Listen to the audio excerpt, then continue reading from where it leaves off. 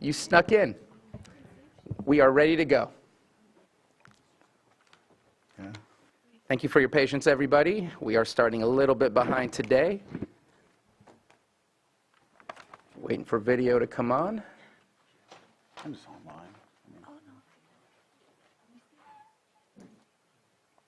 Okay.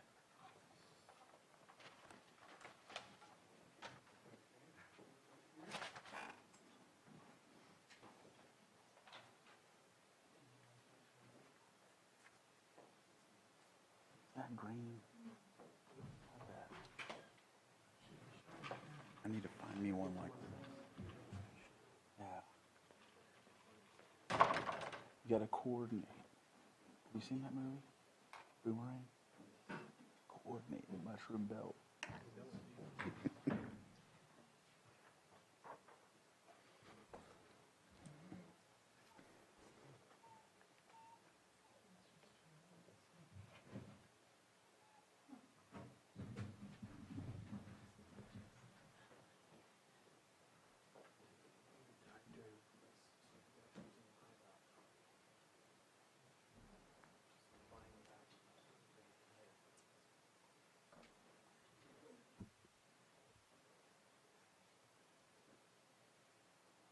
Everyone just says, get started. That's their like, I know, but everyone thinks that's the answer.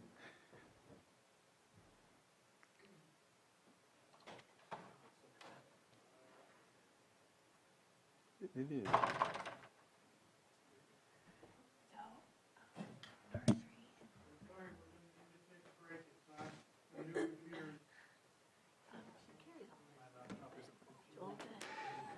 We apologize for the technical difficulty. We will try to fix this as soon as possible.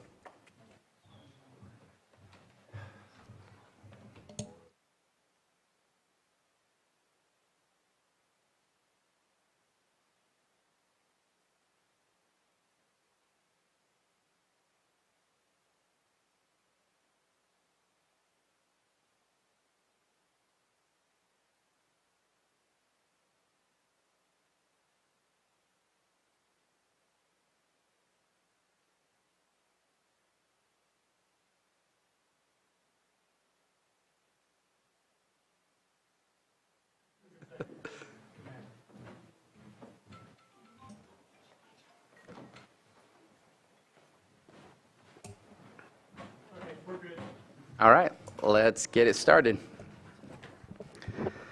So good morning, everybody. Today is August 20th, 2024. This is our regular Board of Supervisors meeting for the County of Lake, and we will begin our meeting with a moment of silence, and I believe we have one from Vice Chair Crandall and another one from Supervisor Simon.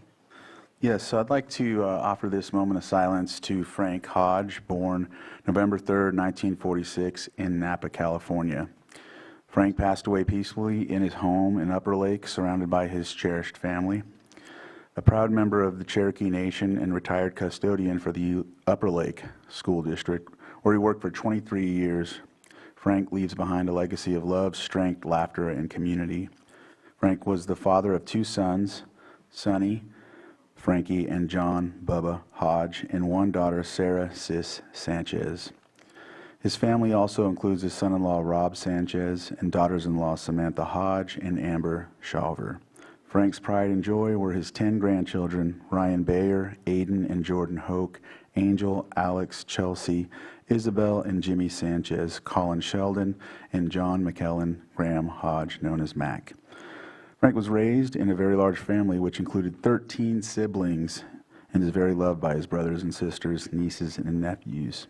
I'd like to just kind of give when I won as supervisor and started serving the district, Frank called me all the time about the hitch, about the streams in Upper Lake, and was on me about the vegetation. Very involved, very loving of animals, and he was known as Frankie, Uncle Frank, Dad, Grandpa Frank, Mayor Hodge, and the Dog Father. He'll be greatly missed. There are a lot of folks in Upper Lake that knew Frank. He was also involved with the school quite often when it came to our baseball and football games. He was often a chaperone and whatnot. A celebration of life for Frank will be held on September 21st. It will be a horseshoe tournament. And so I don't know the exact time yet, but be looking out for it. And when I find out, I'll announce it in my calendar. Thank you. Thank you. Supervisor Simon? Yeah, I'd like to take today, actually, this will be the last day I get to do it as elected official, but commemorating Deputy Sheriff Robert Paul Rumfelt, who his end of watch was on August 27, 2017.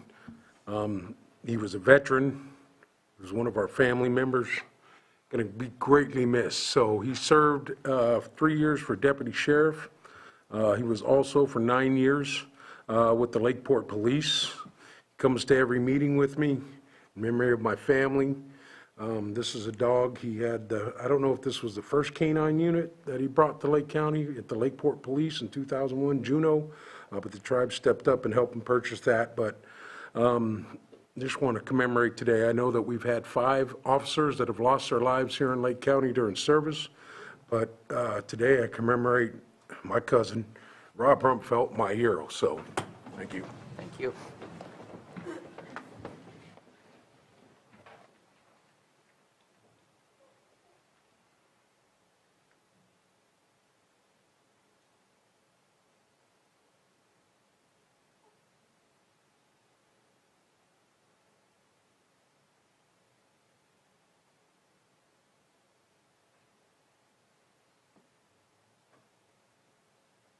Supervisor Pyska, would you please lead us in the pledge?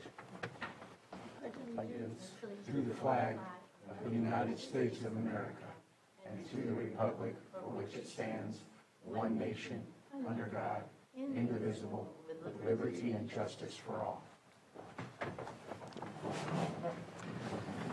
Thank you very much. We're going to move on to our next item. Item number 4, any extra items not appearing on the posted agenda from staff or board members?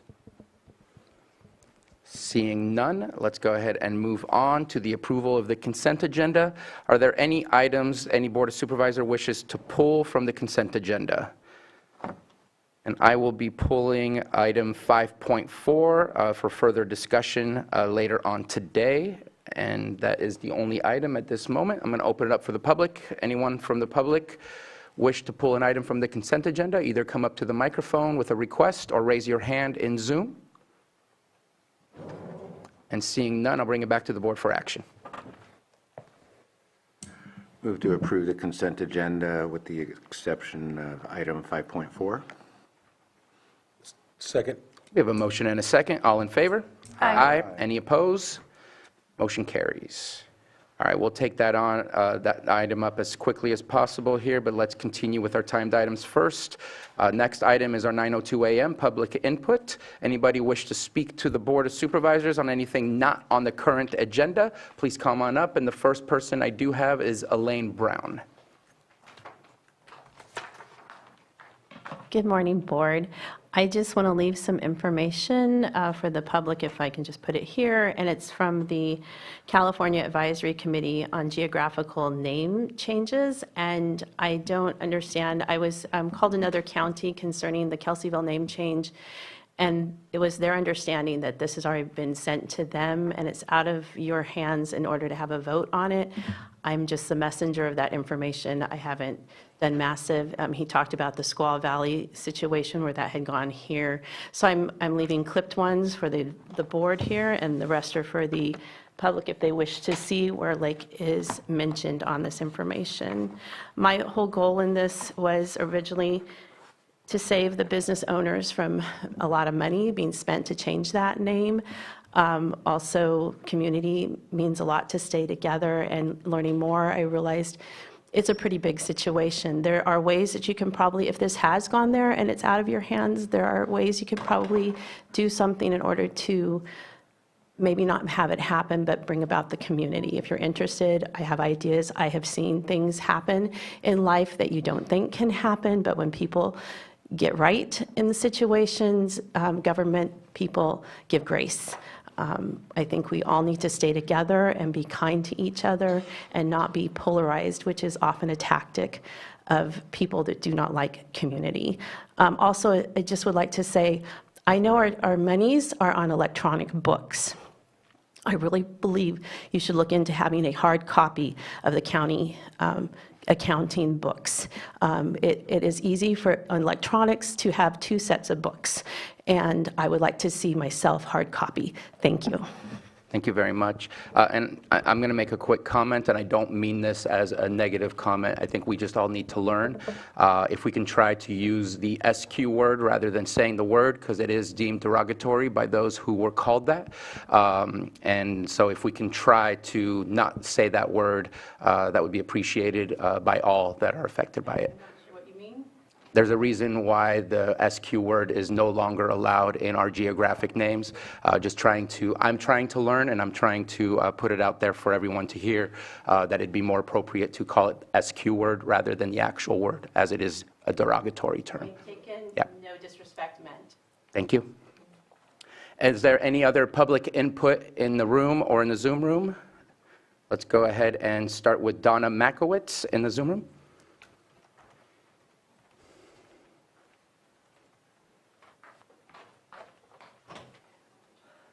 Good morning, Board. Donna Makowitz, Redbud Audubon. I'd like to thank the county for an outstanding 2 days of science, the Clear Lake Integrated Science Symposium, Angela De Palma Dow from Water Resources, Dr. Janine Pfeiffer, Sam Houston.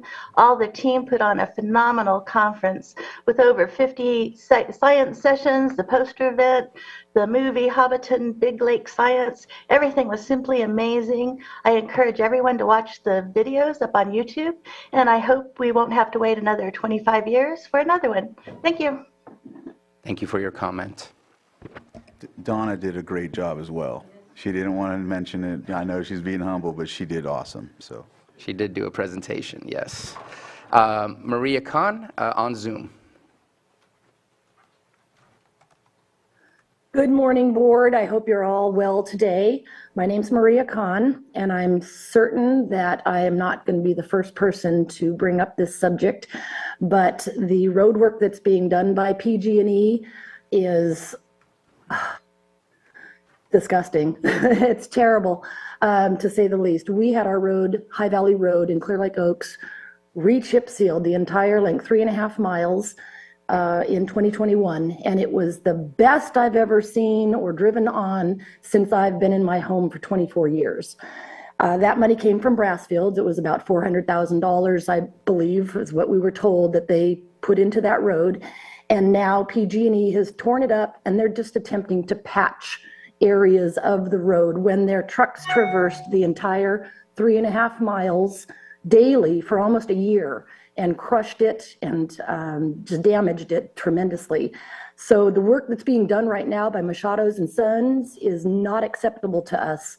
We're actually rather livid about what's happening, and you need to know that we want that road re-chip sealed. The entire 3.5 miles that they rode their big trucks on and parked them on, they've crushed the edges, and now they're really just trying to patch it and move on, and we're not having it. So I'm asking the board, please, to use your influence and power to get PG&E to fix our roads and put their money into it. They are a huge corporation with plenty of money, and there's no reason why they can't restore our road to the way they found it when they first started this underground project. So thank you very much for your time. I appreciate all the hard work that you do, and I look forward to some sort of comment. I did submit a public comment or a request to the roads department with pictures so that you could see what has happened to our road. Once the first rains start, the cracks are going to absorb that water, and the road's just going to fall apart, even with their little patch jobs going on, because they're missing huge portions of the road. So I just wanted to put that comment in there, and thank you again for all your hard work. Have a great day. Thank you for your comment.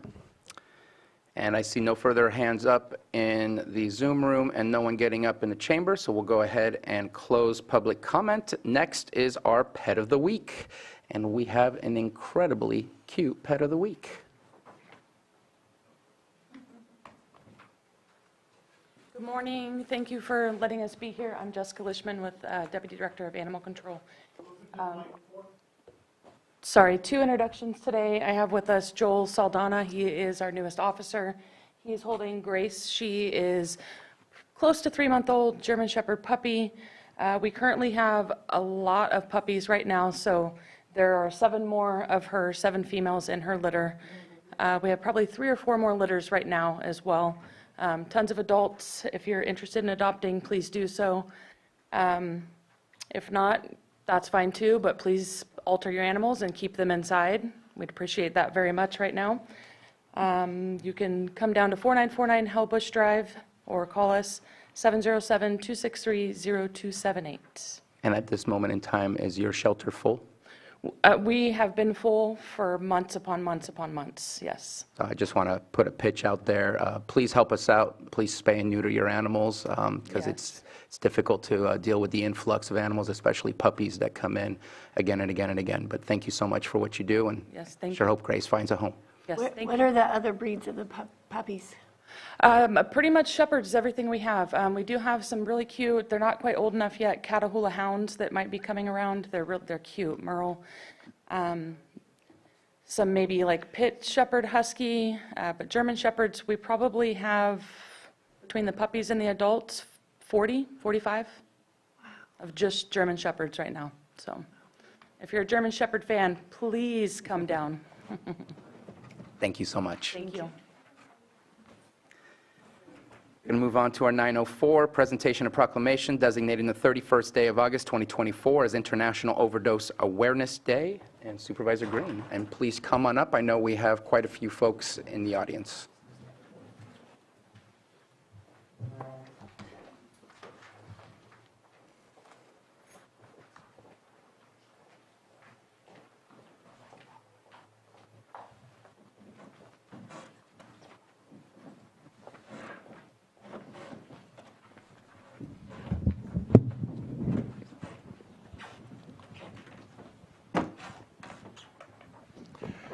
How is everyone this morning? Good to see you. Proclamation designating the 31st day of August 2024 as International Overdose Awareness Day. Whereas International Overdose Awareness Day is a global campaign held every August 31st to end overdose, remember without stigma those who have died, and to acknowledge the grief of family and friends left behind. Whereas in 2022, 35 people fatally overdosed in Lake County, which is the second highest overdose death rate in the state of California and 3 times higher than the California rate. Lake County's rate was 56 per 100,000 people, compared with California's rate of 19 people per deaths per 100,000 people.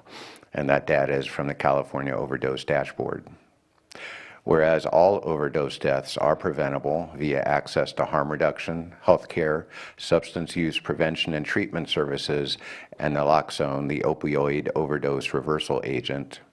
And whereas people who use drugs continue to be stigmatized and marginalized, discouraging them from accessing care and treatment. And whereas every person should have access to resources that prevent overdose and other causes of drug-related mortality, including naloxone, sterile needles, drug testing, and medication for addiction treatment. And whereas in Lake County, dedicated prescribers of medication for addiction treatment, harm reduction providers, behavioral health providers, and addiction recovery programs work tirelessly to provide residents with these resources. And whereas local communities play a crucial role in eliminating the stigma of addiction, including residents, elected officials, parents, private and public organizations, hospitals, law enforcement, first responders, schools, and colleges. And whereas SafeRx Lake County, an overdose prevention coalition comprised of local agencies and organizations, including Lake County Behavioral Health and Lake County Health Services, will host its 4th annual commemoration of International Overdose Awareness Day in Upper Lake Park on Saturday, August 17th from 10 a.m. to 2 p.m. Now therefore be it proclaimed that the Lake County Board of Supervisors does hereby designate August 31st, 2024 as International Overdose Awareness Day and urges all Lake County citizens to join in this important observance, passed and adopted this day by the Board of Supervisors.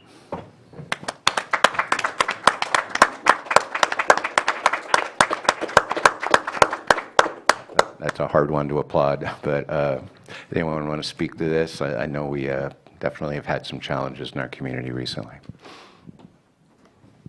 Thank you so much. The event went off really well on Saturday. It was well attended with great stories, heartbreaking stories, but we were able to connect people with resources and commemorate those that have been lost. And I appreciate you reading this today. Who would I give this to? This will be for me. Thank you. Thank you.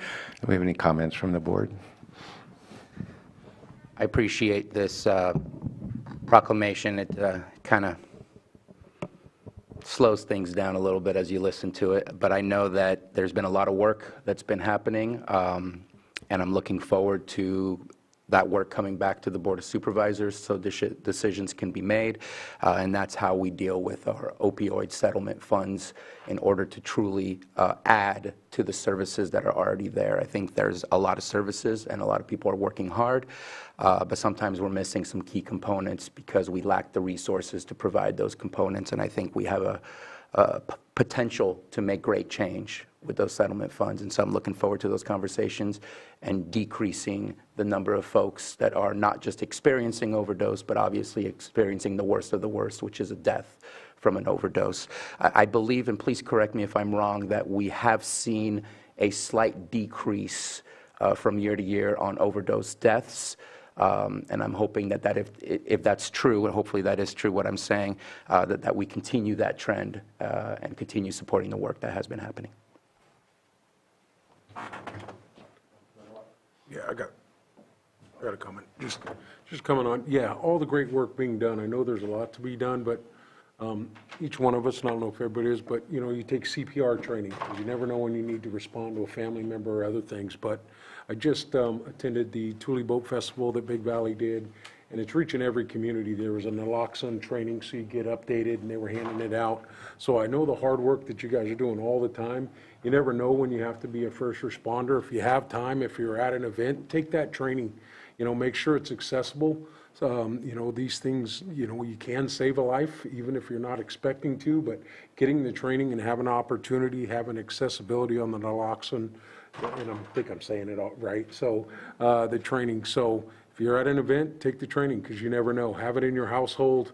We all have friends that are, or family members that are dealing with some of these things, and you never know when you may have to respond. So I want to just bring awareness to that, and I know the county's doing a really good job.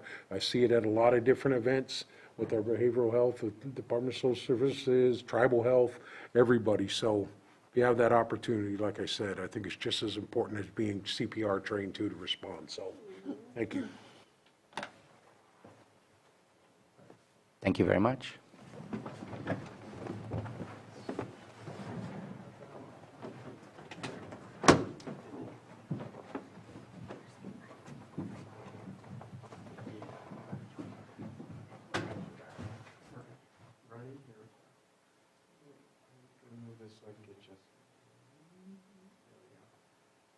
Thanks so much.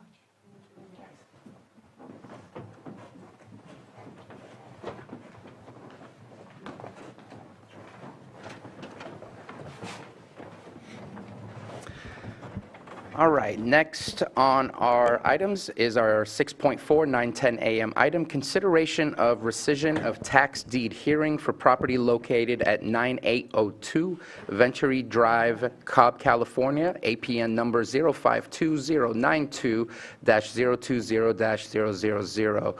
And before I pass this on to the Treasurer Tax Collector, I do want to open the floor for my colleague, Supervisor Green, as he would like to make a statement or a request. Yeah, just before we dive into the ins and outs of holding a hearing, my observation of the materials presented suggests at least that it would not be appropriate to hold such hearing as it's been noticed for various reasons. One, we have somebody who bid, somebody who defaulted on that sale. There's no real consummated sale that we should be considering a rescission of a tax deed that has never been issued. So there may be other things that would be more appropriate for a closed session item if potential litigation exists, but I don't see the facts as they're presented would allow for the proper conduct of a rescission of tax deed hearing as it's agendized. So turn into County Counsel and Mr. Sullivan to address that issue. County Counsel, would you like to provide a response or guidance on that? Yes, thank you, Mr. Chair. So Revenue and Taxation Code, Section 3731A in particular, states that when a tax deed to a purchaser of property sold by the tax collector pursuant to this part is recorded, and it is determined that the property should not have been sold, the sale may be rescinded by the Board of Supervisors under subject to certain requirements and procedures. So the key phrase there, from my understanding of it, after speaking with Treasurer Tax Collector Sullivan, is the phrase pursuant to this part, the tax deed being recorded. That is a prerequisite for this rescission hearing, in order for this rescission hearing to be heard by your board.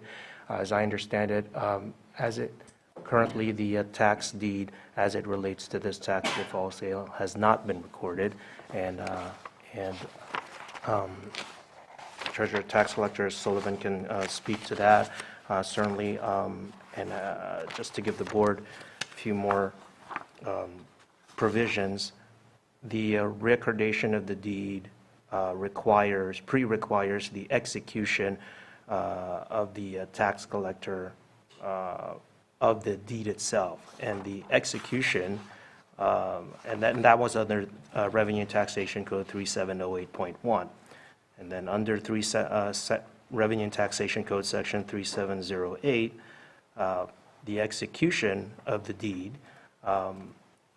it pre-requires the full purchase, the payment of the full purchase price of it coming out of the tax default sale. And so one sequence leads to the other, and if any of those steps are missed, of course, it leads to the point where we're under Section 3731, where a rescission hearing under this section requires that the tax deed be recorded. So Treasurer Tax Collector Sullivan can provide more details to that, but your board has the option, in light of my understanding of it, if with the petition for a hearing of a rescission being submitted and filed by the petitioner at this point, your board has the option of denying the petition, not on the merits because it can't be heard, but essentially denying it for lack of jurisdiction at this point because the tax deed has not been recorded under Section 3731. And I'll just verify that at this point, our office has not received payment for the remaining balance, the $95,000 that's owed. This request for a hearing was brought pursuant to Subdivision B, and as County Counsel pointed out, that references Subdivision A requiring that recordation. So we have not executed the deed, we have not recorded it because we have not received that payment in full. So at this point, I realize it's up to your board, but I would agree with County Counsel's assessment of the law. All right, I want to check back in with the board, just so I know how to open up public comment and what we'll be discussing. Is there an agreement to apply the rule that this has not met the criteria to be a public hearing to be heard at this moment in time, or would you prefer to move forward with what is on our agenda today? Just looking for consensus. And I would suggest that maybe having a conversation on something that has not met the criteria potentially opens up other potential actions that we may not want to step into.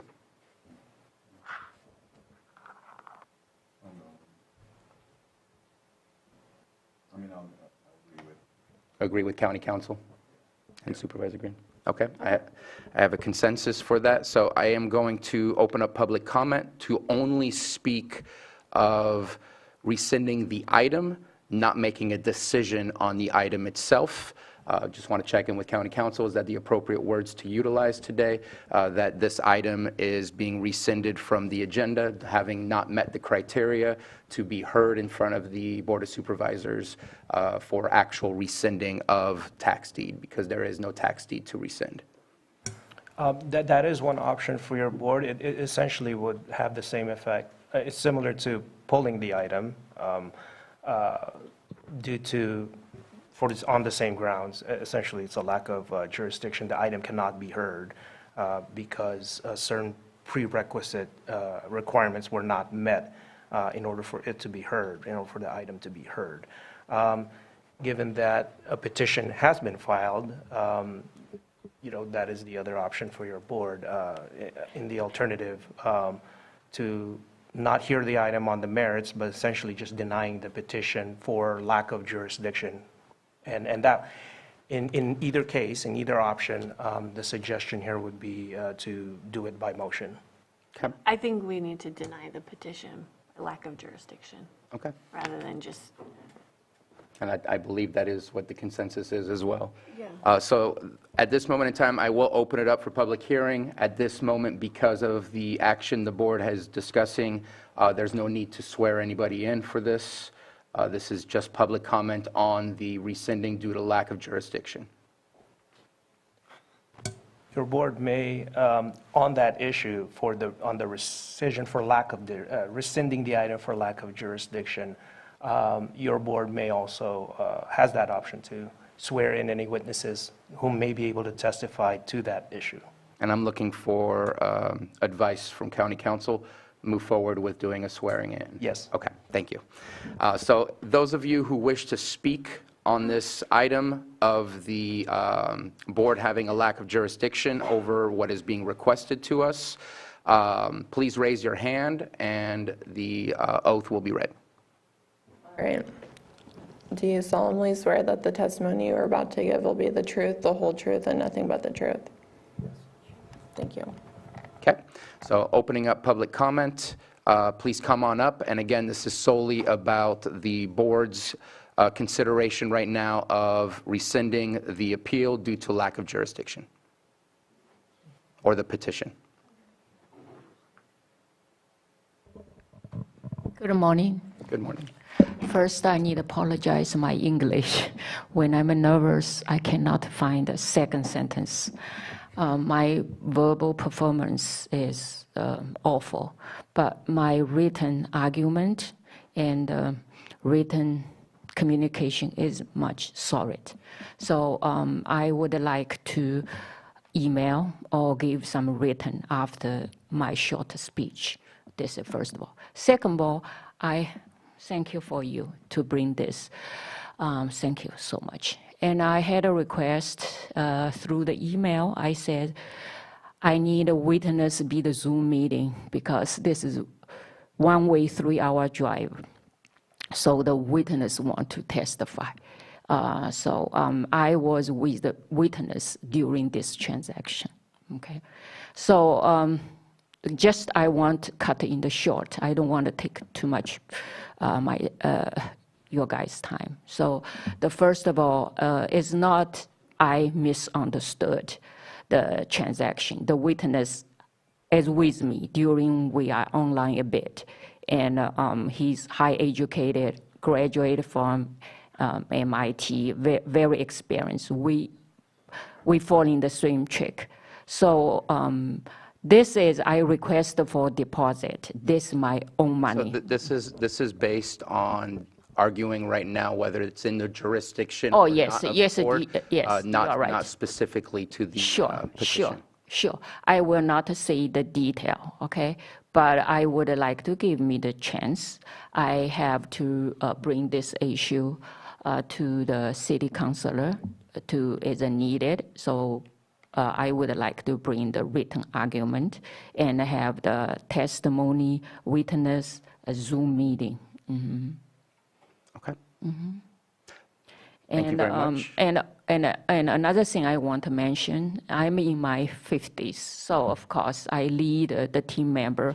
We try to make good business, but in my in my thinking, is my age. Year past year so quick. So I want to do valuable things.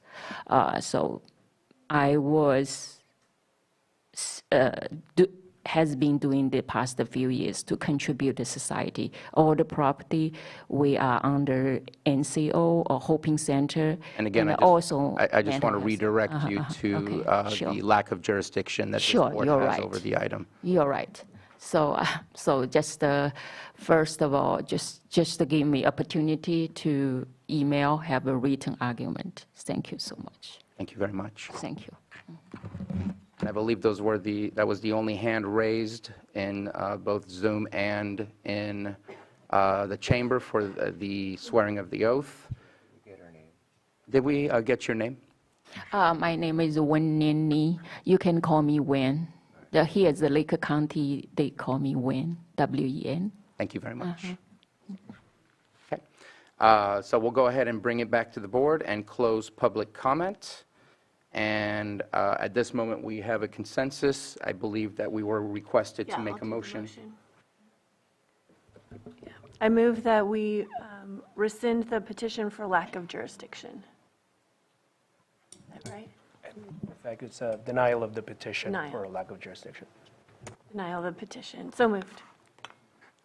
I'll second that motion and just offer to the person who spoke, we appreciate the difficulty of language here, but what we're deciding here today is that your petition is not something we can act on today. There are other things you may want to research. So I second that motion. We have a motion and a second. All in favor? Aye. Any opposed? Motion carries. Thank you very much. Our next item is our 9:45 a.m. item, but it's 9:39. So let's go ahead and take up item 5.4, approve resolution setting rate of pay for election officers for the November 5th, 2024 general election. The reason that I pulled this is because there was no recommended action, and I know that we do have staff on with us today. If we can make sure and bring staff over into the panel. We have I saw Savannah earlier. I see Lourdes as well. I don't know who wanted to speak on behalf of the Registrar of Voters, but wanted to make sure that at least one of them had the ability to speak on what is being requested of the board today. And Savannah, looks like you're ready to speak. Hi, my name is Savannah Fate with the Lake County Registrar of Voters Office, and our recommended action is to approve the resolution setting rate of pay for the election officers for the November 5th, 2024 general election. Thank you. Perfect. Thank you very much. And we'll take any comment from the board. Seeing none, let's open it up for the public. Anyone wish to speak on this item? I see none in the chamber and no hands in the Zoom room. Bringing it back for action for offering the resolution. For the resolution. Resolution has been offered. All right. Supervisor Simon? Yes. Supervisor Crandall? Aye. Supervisor Green? Aye. Supervisor Pyska? Yes. And Supervisor Sabatier? Aye. Thank you very much. And that was too quick. Let's go ahead and take item 7.2. Sitting as the Lake County Air Quality Management District Board of Directors, reappoint Mark Birkdahl and Lowell Grant to the Lake County Air Quality Management District Hearing Board pursuant to Health and Safety Code. I don't know if Doug is with us, but my opinion is that that's not a necessary individual needed at this moment. This is a pretty regular task. Any comments from board members? Just, I don't see the standard application form that includes the code of conduct that would be signed by applicants to all our commissions. I don't know if that would apply to the Air District being slightly separate from the county itself. And I believe that we've had those comments in the past, and there's been a response. This is kind of a quasi-state/county board. I'm ready to move forward if the rest is ready to move forward. So let me open it up for public, but thank you for your comment. Anyone wish to speak on this item? I see none in the chamber and no hands in the Zoom room. Bringing it back to the board for action. Mr. Chair, I move to reappoint Mark Berkdahl as one of the public members and Lowell Grant as a professional engineer member of the Lake County Air Quality Management District Hearing Board for a 3-year term. Second. We have a motion and a second. Pick which one you want. All in favor? Aye. Any opposed? Motion carries. So I think the other items will take a little bit longer. So let's go ahead and take a break until 9:45.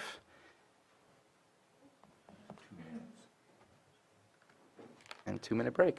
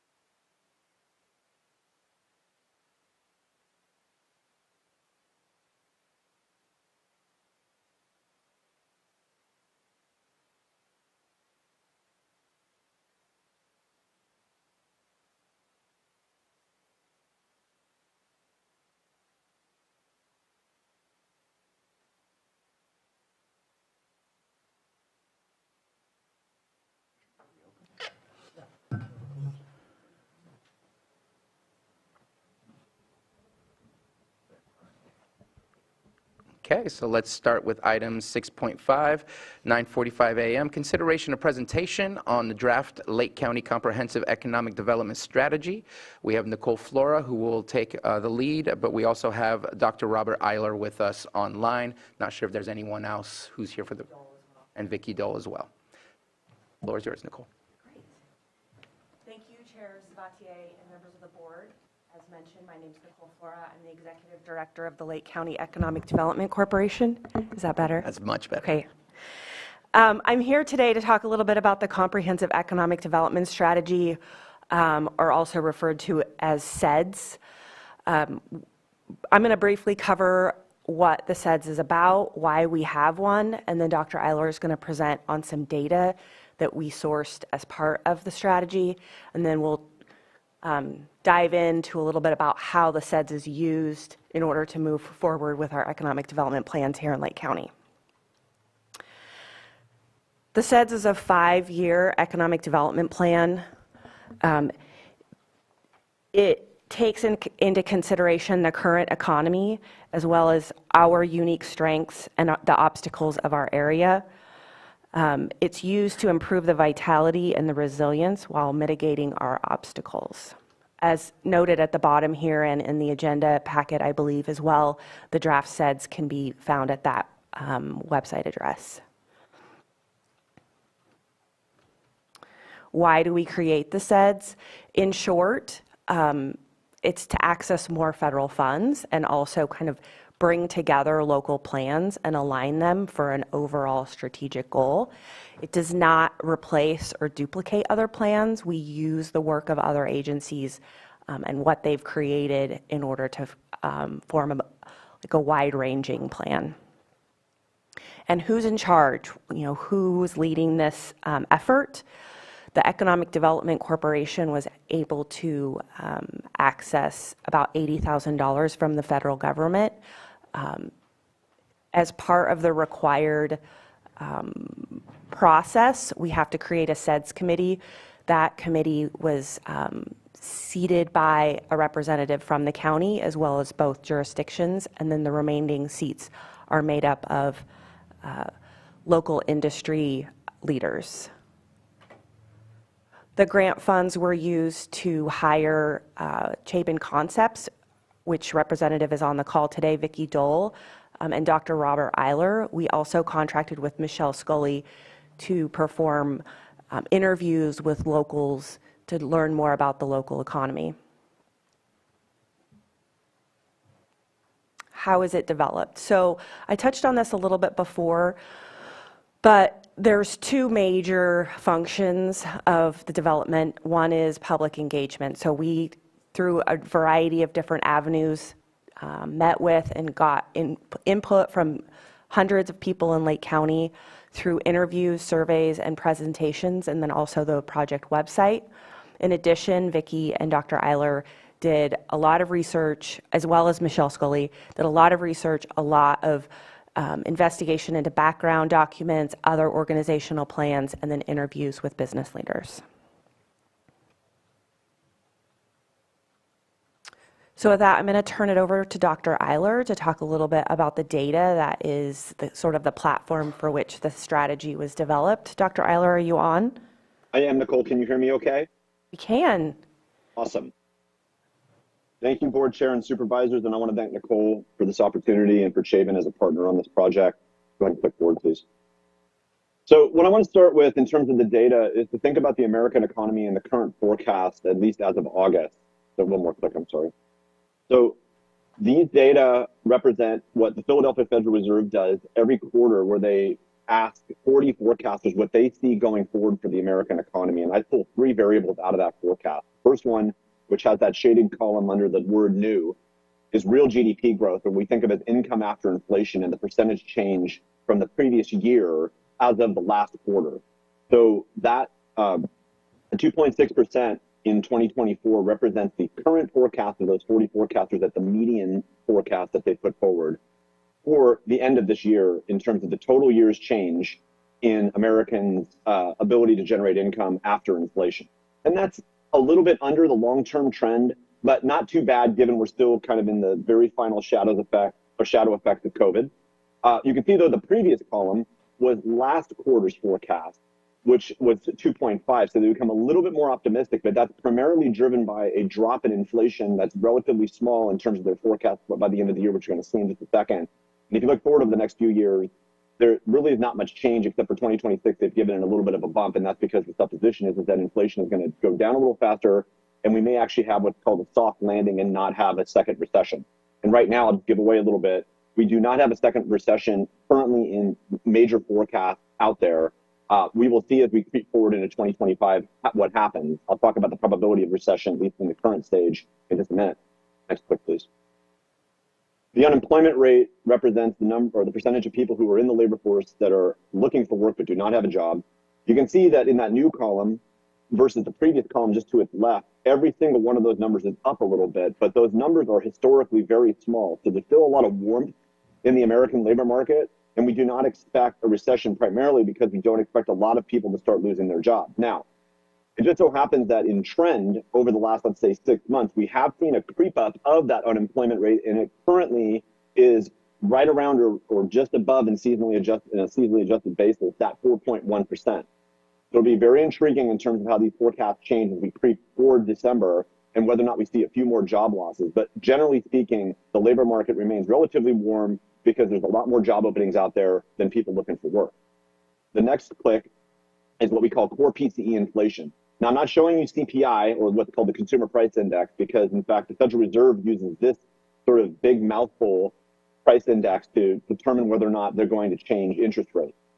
Core PCE inflation is basically if you take everything I buy at home every month and think about how much in percentage terms the price of that stuff I buy at home changed from 1 year ago, that's the 2.8 by the end of December. So the difference, though, with classic PCE and core is that I'm going to take food and energy prices out of that bundle of stuff I buy at home because they tend to be more volatile.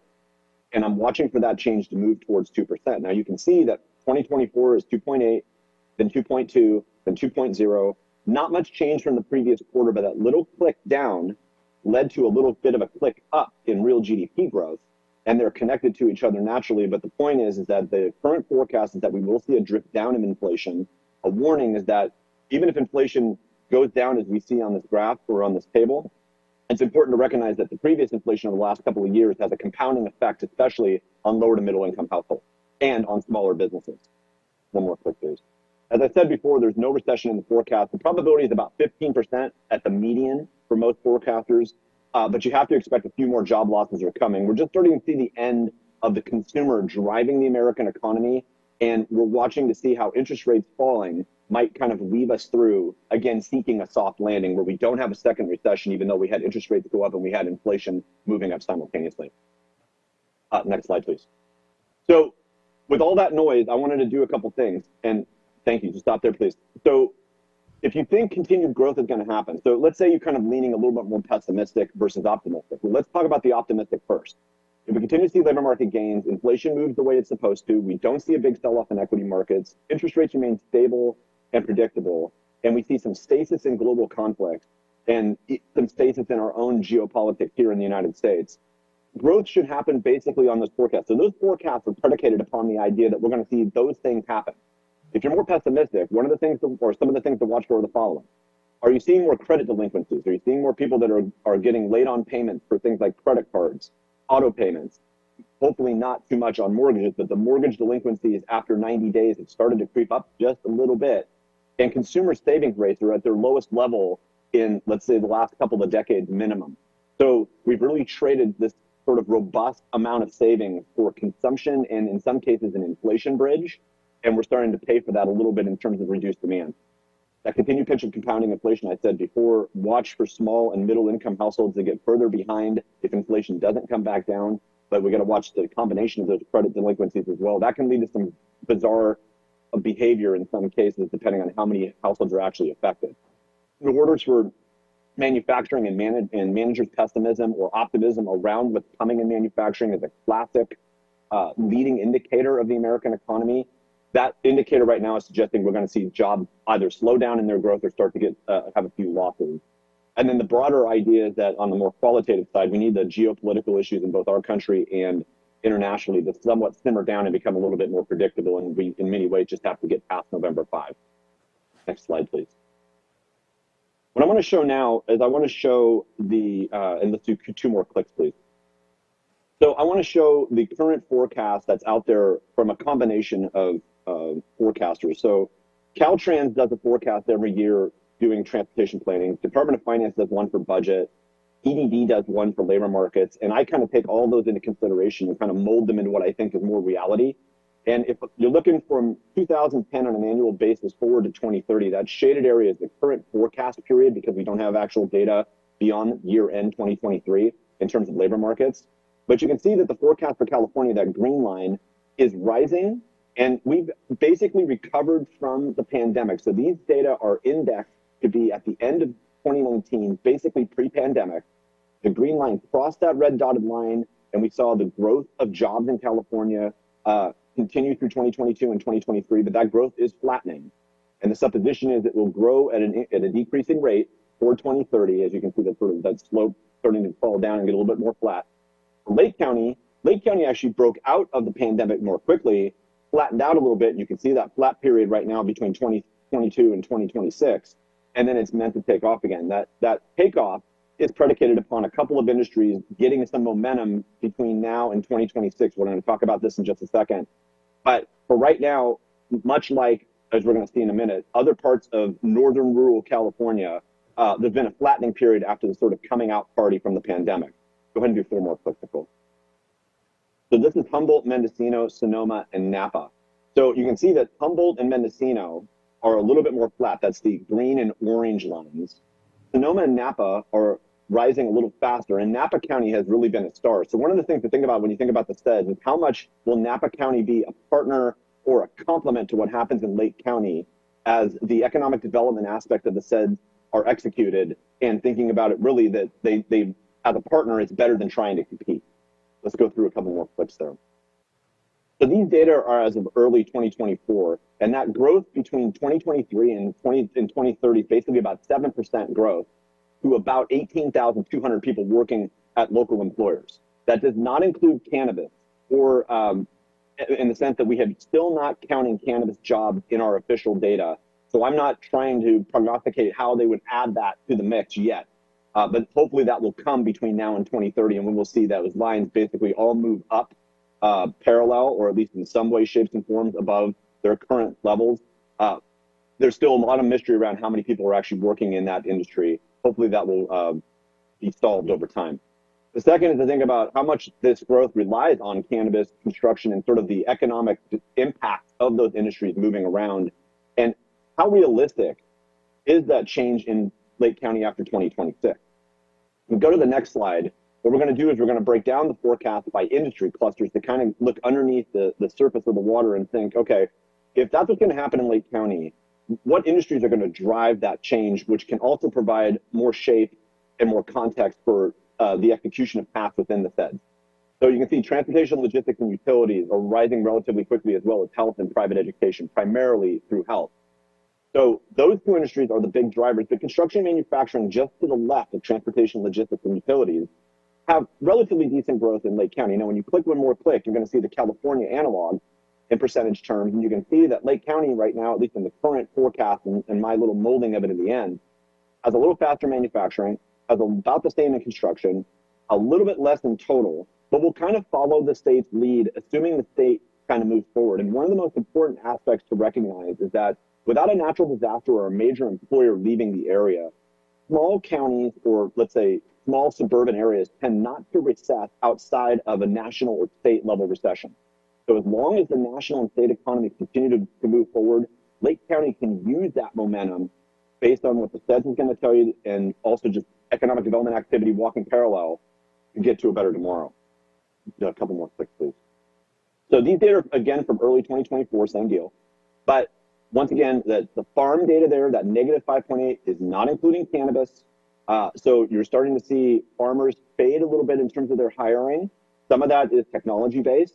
You can see technology-based looking forward on the other side, where you're seeing info and tech jobs falling a little bit. That's a small number, and the percentage looks really big because you're going from a smaller base. But when you start thinking about how things like AI will be put forward into markets like ag, that might be a sign of the beginnings of that. You can see California you can barely even see California. I don't know why they didn't mark it. Oh, I'm sorry. I didn't mark California in this, but California, you can see this little bump off the red dotted line. Transportation utilities look strong, as well as healthcare. What does that mean for local residents in terms of the types of jobs that are going to be there in Lake County? And this is true really around rural California, if ag jobs fade, what will pick up that slack? And is healthcare a good thing? And the answer is from what they pay, yes. From a way of thinking about servicing a local demography versus exporting goods and services. And this is one of the key aspects of what I've done with Chabon over the decades, is we really focus on how to provide economic development planning where you're looking at the outside markets to bring income into the local area and let that outside income swirl around and lift all boats at once. So watch for that as a precursor to potential demographic change. Final slide here is on housing. And the current housing forecast looks like this as of July. The August data are about to come out in about 2 weeks. But if you look on the far right-hand side, unfortunately, the original optimism about Northern California and people moving from all over the place, mainly urban areas within California, to get a better quality of life and work remotely has shifted a little bit. Part of this is also cannabis, and this is one of the ways you can kind of unveil the cannabis conundrum a little bit, is that you can see Lake, Trinity, Mendocino, and Humboldt are all kind of fading, as well as Sonoma and Napa in terms of housing prices. Napa is really because there's been just this race to the top, and now they're starting to top off in terms of what people are willing to pay. The current median home price, just as a quick aside, in Napa as of last month, is about $925,000. That's the middle of the distribution in Napa. So just keep that in mind. California barely increasing, and really the good thing is that this isn't 10 or 15%. Generally speaking, if we see interest rates fade to sort of wrap up and complete the circle, if interest rates fade based on inflation's continued fade and the lack of necessity to keep interest rates relatively high, we should see a little bit more demand in housing. We do not expect a large amount of new supply to come on market, but some of that is predicated upon how well our labor market does. So watch for those three angles in terms of the context changing toward 2030 as the SED was rolled out. Thank you so much, and I'll hand it back over to Nicole. Thank you, Dr. Eiler. At this point, if there's any questions specifically about the data, it might be a good time to bring those up. Otherwise, we'll keep going on the presentation and we can have another question at the end, if that would. Go ahead and keep going with Okay. the presentation. We'll ask questions at the end. Great. Okay, so before I move forward, I wanted to talk briefly about how the SEDS is used. So the Economic Development Administration is a federal agency that requires a SEDS in order to get EDA funding. Many other state and federal sources also require some sort of economic development report in order to get grant funding. That report needs to support the underlying reason for the project that you're requesting funding for. So in this case, this report was developed under the EDA's framework that's required for the SEDS, but it is probably the most strenuous in its requirements and therefore can be used by all the agencies in Lake County in order to seek funding and do the work that's supported by the report. So moving forward, there's sort of two ways in which the SEDS makes sense to be used. First is this overarching understanding of where we want Lake County to go when it comes to economic development. And that part of the report is often used when we're starting off in our planning of projects or programs. So this part of the report is kind of like, what are our goals, what are our objectives, what are our target markets, et cetera. Later, we'll talk a little bit more about projects that have already been identified. Maybe some of the planning has been done, maybe some of the initial work has been done, but the EDA might be an avenue to get funding to actually start the project or help with operations on the project or the program. So first, we're going to talk about the goals. Basically, this is the building blocks of the economy. We're looking to support the development of locations that businesses can use to start or grow their business. We're seeking to help workforce, and we're seeking to really maximize our limited capital and resources here in Lake County. Objectives, this is a lot of information, and I apologize, it's all here in fairly small print. Obviously, the PowerPoint will be available to you, and the report shows all of this in much greater details. But the basics here is economic diversification through development areas, which are listed in the report. This is based on a pretty basic economic development theory in that if you're diversified, if you have a hit in the market in one particular area, you have other parts of your economy that help keep you buoyant and doing okay. Visitor amenities, you would expect this to be a big concern for our tourism and hospitality and recreation industries. However, we heard this loud and clear from healthcare, from agriculture, from government, basically across the board. Firms that are looking to bring people to our area need accommodations, including additional lodging options and event centers. I'm going to skip over and go to infrastructure and public safety for just a second. The idea behind this one is really we just need to be able to move people, raw materials, value-added materials, and data with confidence and reliability. So broadband, water, sewer, roads, et cetera. And then lastly, the entrepreneurship and small business and the talent development is where you're going to see a lot of Lake EDC's work and collaboration. And that's the idea that I feel really strongly about, growing our own, being able to give our local residents the resources that they need to start and build businesses here. And then on the other side of that, having our workforce be skilled and ready for the industries that are able to give them living wage jobs. Target industries. So a lot of this was kind of brought up in Dr. Eiler's presentation. You know what most of these things are. I wanted to point out that the last two listed there, the exporting firms and the local serving businesses, are something that the SEDS committee really felt passionate about, in that exporting firms grows the local economy. If you export an item, you bring new money, building a larger pie for Lake County.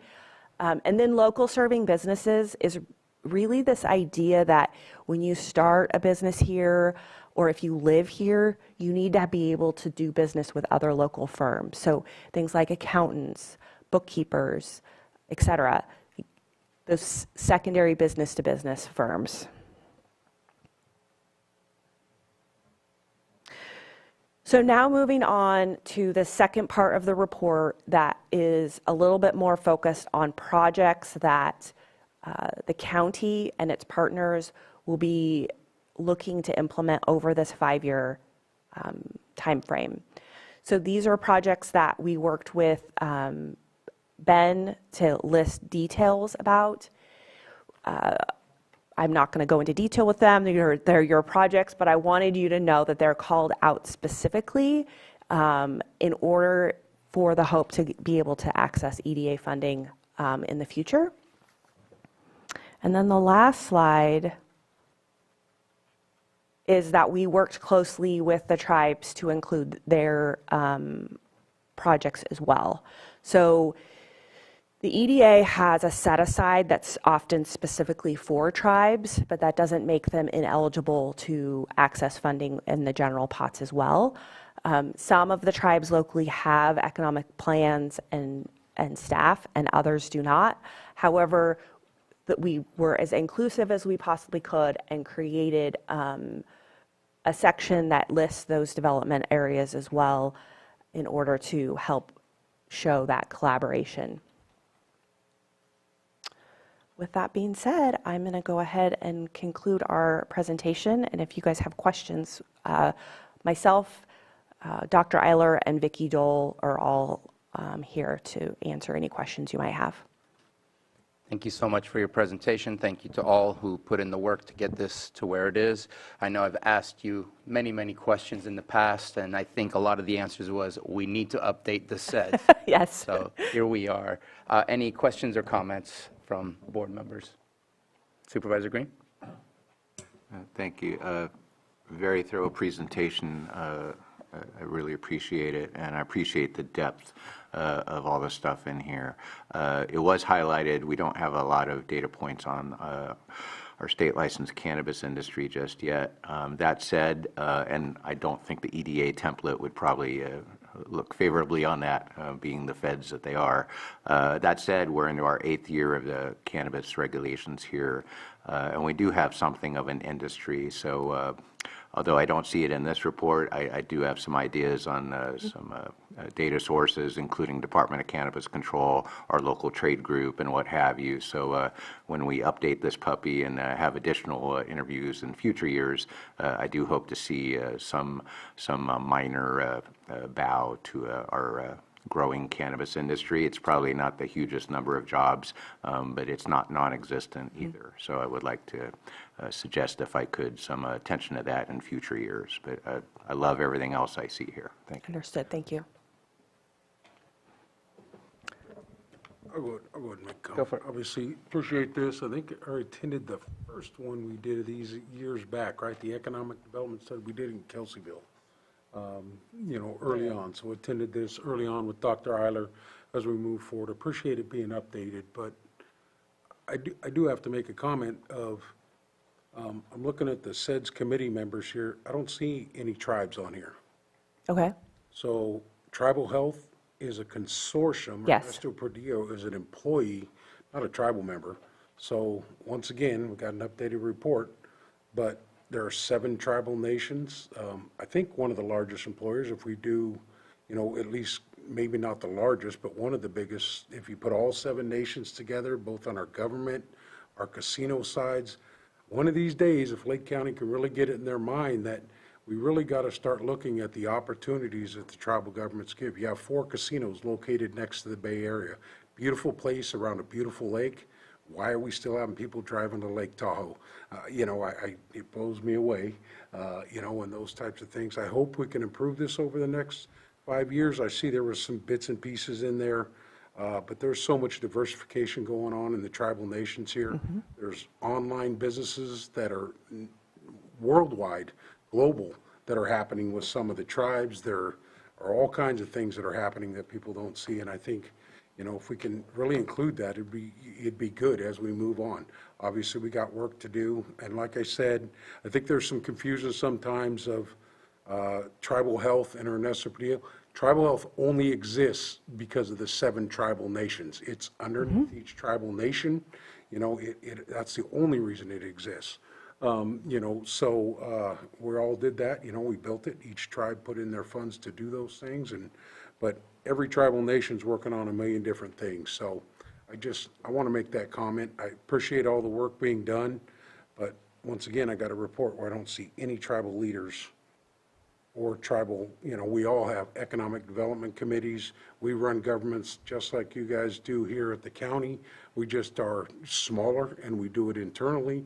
But we do work. We sit on a lot of different committees, so I think we're missing out on a huge opportunity in our economies as we're going. After we did shutter our businesses just like everyone else during the pandemic, but we also brought back hundreds of employees as soon as we could open those doors safely and bring those things back. So, another tribe just signed a compact here locally. I know we just finished ours for another 25 years for Middletown Rancheria. I know other tribes have gotten their secretarial decisions completed, so you got at least another quarter of a century going there. You had another tribe just signed by the governor, just signed another compact, so there's another potential opportunity and growth there. So anyway, and then I didn't see anything about in your district, Canocta Harbor Resort, which is coming back some, got a lot of work to do and stuff, I think, but great opportunities that brought thousands and thousands of people. And I think from a tourism standpoint, when you look at these things, no business knows their customer better than the casinos. We track them. That's why we have players cards. That's why we know exactly where they're coming from. Heck, we know their birth dates. We know what they're doing. They know what they like. We do a lot of internal marketing and other things. And, and all of our paperwork, we got the most beautiful scenic drive into Lake County. You have state parks coming over St. Helena, those types of things. So as we work together and continue to grow, because we've come a long ways, I appreciate that. Even I think me having the opportunity to speak today on this is a testament to that.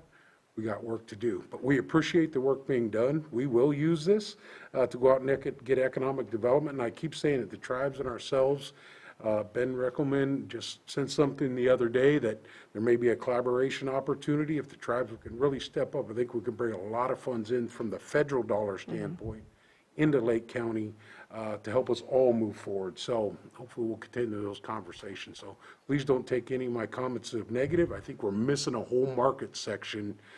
Even Dr. Idler, I didn't hear him talk anything about the tribal nations here in the county. That brings a whole different economy that can even move a little quicker than the cities and the county government because we internally have those infrastructures to do that. So that's, I appreciate this, and we'll definitely use this and continue growing. So just the only comment. But I didn't see any tribal leaders on that board. All right. Thank you for your comment. So I know, I think the timing is impeccable. I feel like this should be a document that we keep in mind while we're looking at renewing our general plan and approving the general plan. Are we zoned to support where we feel business growth is going to happen? We don't want to have people come in to rezone so that it can go through that process, which takes a lot of time, just so that we can finally connect to what the future looks like. So I think the timing is impeccable, and it's something we need to keep in mind as we go through the new general plan and area plans and things like that before finally approving. It was interesting in some of the report, it talked about how there was a decrease in poverty in Lake County. I think the increase in the struggle, and that was kind of alluded to by Dr. Eiler, of middle class and lower class. So it's hard to see that, yes, we've decreased that, but we also know that the struggle of groceries and electricity and everything else is very real. So it's hard to say that's a good thing when the outside forces are unfortunately working against us at that level. There was another interesting part in there that said that we were at a higher level than the state on remote work. Like barely higher. I think it was like 14% versus 13%. Do you know what the breakdown of work sectors the remote workers identify as? Is it tech? Is it government? Is it, just kind of curious what those sectors were. I don't know that off the top of my head. Dr. Eiler or Vicki, do you have any comments?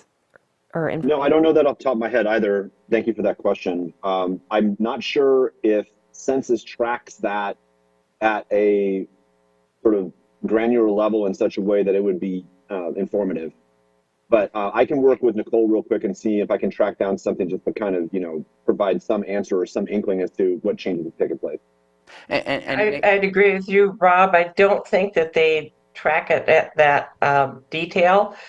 We might be able to make some inferences if we can get the information as far as the, kind of the wage levels of the folks that are working at home. We could kind of make some assumptions. And I appreciate that, and maybe I'm being naive in thinking that different remote work requires different infrastructure to ensure that we can help support the growth of those remote work sectors. I don't know, maybe everybody needs the same level of broadband access and whatnot, but in my opinion, if I'm just writing stuff versus doing remote video work or things like that, I would suspect that there's a different level of need of infrastructure to ensure that that job is compatible with what we have here. But I could be wrong. But again, I think this is perfect timing to complete this. And this, I know you were just at the city of Clear Lake. Obviously, you're doing your rounds to the jurisdictions to do your presentations. Is this the final version? When is the final version planning to be completed? We hope to gather the remaining comments this week, and the SEDS committee will approve in their meeting in September. And I think one of the big ones that comes up to mind for me is the potential drop in agriculture. We are an agricultural county. I know that the board just recently, maybe not that recently, close to a year ago, helped rejuvenate the Food Policy Council. with the idea of supporting agriculture, more specifically in food production, to ensure sustainability and resiliency during emergencies and just normal every day. Hopefully that can have an impact to reverse that -5 or -4% that it was at, but that is a great concern to me, as that really changes potentially the identity of who Lake County is. So while some of those things are projections, that doesn't mean that there can't be policy or there can't be work behind the scenes that help to change some of those things, to find new ways to support those industries and have that growth rather than that decrease. So, those are my only comments. Appreciate the level of work, the level of detail, and again, your timing, I think, is impeccable. Vice Chair Crandall. A lot has already been said, so I'm just going to touch on one thing, and that is on either, I don't think it's a challenge, and it's kind of both challenge and an opportunity to get a grasp on short-term rentals. I know that's something that we can do at our level, and I know that the tax collector's working on it. I just wanted to bring that to your attention and know that we understand that that's a challenge right now, and it's happening in many other rural counties too. So just wanted to give that insight. Appreciate it. Thank you.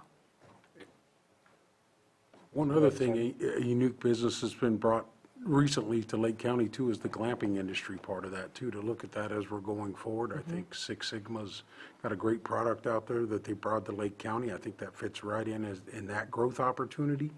You know, we've always thought about traditional growth in hotel rooms and that type of space, but I really think, you know, I know we talk recreation, I know we talk lodging and everything, but I think that's a unique opportunity to keep growing. It helps with the bike ride, you know, the mountain biking, everything that we're doing. I think there's some unique properties around the county. We're talking about zoning to help those type of expansions, and I think other people are thinking in that direction, so I think it really ties into everything too. I don't know where it fits into the report, but I think that's a missing part too as we're going forward, because it's less on the environment.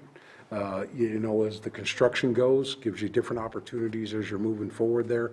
And it kind of ties into that ecotourism, the work that Tara's doing for restoration, all the stuff the Risk Reduction Authority's doing, the prescribed burn things and everything. I just saw a report today, UC Davis agreeing that small controlled fires are way better. And I think that economy that isn't in here, because we're going to have folks that really don't need a lot of education. You go in there, you're just a hard worker, you can pick up, you know, a tool to do the work out there, a chainsaw, other things, another economy position that we've positioned ourselves for in Lake County to grow that workforce and economic development stuff. So the hard work being done by everybody. Supervisor Pyska. One of the things that I've been talking with Ben a lot about over the last year is the need for, or the potential growth for satellite offices, because we have so many people that are commuting or working remotely, but their parent company might recognize that they have several employees that live in county in an area, and so how can we develop some newer office space that can serve for those satellite offices? I do have someone who has an engineering firm in Napa, and he lives here, and it has been the long-range plan to develop a satellite office here, and now they have. So they bought their building, but now they have to go through a lot of renovations. So if there's some sort of easy way to have these little hub office spaces in our little downtowns, I think that will only help. You know, it's hard when you work remotely and then you have to make a 2-hour commute or a 3-hour commute. And so having that synergy right in our little downtown area, feeding our little shops and restaurants, is something that Ben and I've been talking about for a long time. One of my priorities. Thank you.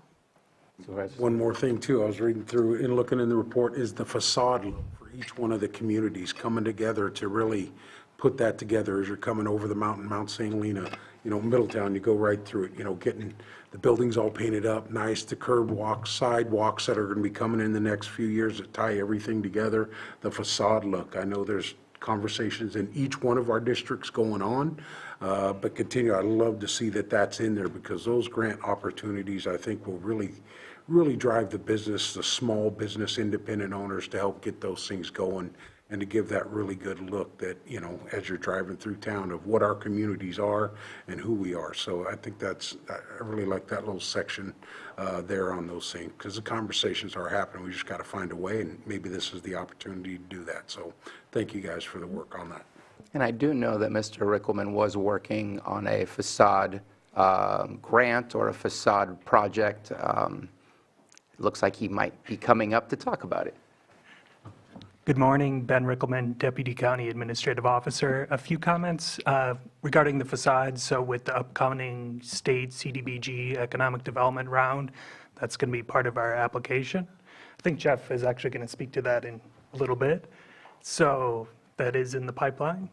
We anticipate that launching somewhat soon. And I'll also just say with the EDA funding, it's I would say a moderate appropriation each year with the public infrastructure and economic adjustment assistance. That being said, you know, there might be next year, year after, a reconciliation bill, which happened with ARPA and CARES, where there's a large amount of money coming to EDA all of a sudden, and you have a fairly quick turnaround. So if you have a well-prepared comprehensive economic development strategy, that will really help get that money. Thank you very much. So there was one other item I wanted to bring up, the education projections and status. So if I remember correctly, please correct me if I'm wrong, we're seeing an increase in high school graduate rates, but a decrease in college graduation rates, bachelor's, and I don't know if it was AA degrees, but like I said, professional degrees, which I'm thinking is more elevated than bachelor's. It talked a lot about, not a lot, but it discussed Woodland, it discussed Mendo College, just the potential of those expansions and additions. I think one of them was like student housing. Another one was expansion of programs and maybe more buildings for Mendocino College. But there was not really, in my opinion, a mention about dual enrollment focus at the high school level, where we can have high school graduates come out with an AA degree who are ready to fill in some of the positions that still require an AA degree in order to get started. I know that I'm speaking with Woodland Community College. In the past, we had a great pathway, a pipeline for human and health services degrees, where a lot of our up-and-coming directors and manager positions currently at Behavioral Health and Social Services, those folks went through those programs. And so trying to resurrect what used to be, because things have changed. But if we can get more of those opportunities at our high school levels and really connect that so that it's workforce development, that can be from trade school stuff, what do they call it, the CTE, career technical education, as well as the dual enrollment towards degrees. Simultaneously, those students will be better prepared to make money as soon as they're 18 and start their careers, rather than that starting point of adulthood that is so 1950s, 1970s way of doing things. So that's one way to help, and I didn't see that really identified as a potential resource or opportunity to really help out with the workforce development in the package that I read. Thank you, Chair Sabatier. Since we published this draft, there has been additional data that has come to the service through Mendocino College. I've not yet received the data from Woodland, but we are looking at including some of that dual enrollment data. And from the initial glance at it, it does break down where the student lives and like what high school they're connected to, and then if they're connected to the college at the Lake Center or online or the Ukiah Center. So there's a good amount of data there, and so we're trying to flesh out what it means and how we can include it in the report. So I apologize it's not in this draft, but it is on its way to being added. I don't know that we're going to have Woodland's data in time, but I know that there is additional push to get more information and get that going in that area as well. And I know they just had quite the change in leadership Yes. from top to bottom, president all the way down to the dean of the campus locally. So maybe that could be part of the reason that it's been difficult to get that data, but hopefully you can get it, because I think it's an important aspect of working towards the future development of our youth to be prepared for careers. And it doesn't, not having the data included as an appendix doesn't mean that the call to action for needing to work on that can't be included. It just means we don't have it yet. So we can still include that as part of our overarching goals and objectives. Thank you very much. And without any further pens up, let's open it up for public comment. I'm going to start in the Zoom room with a hand. Betsy Kahn.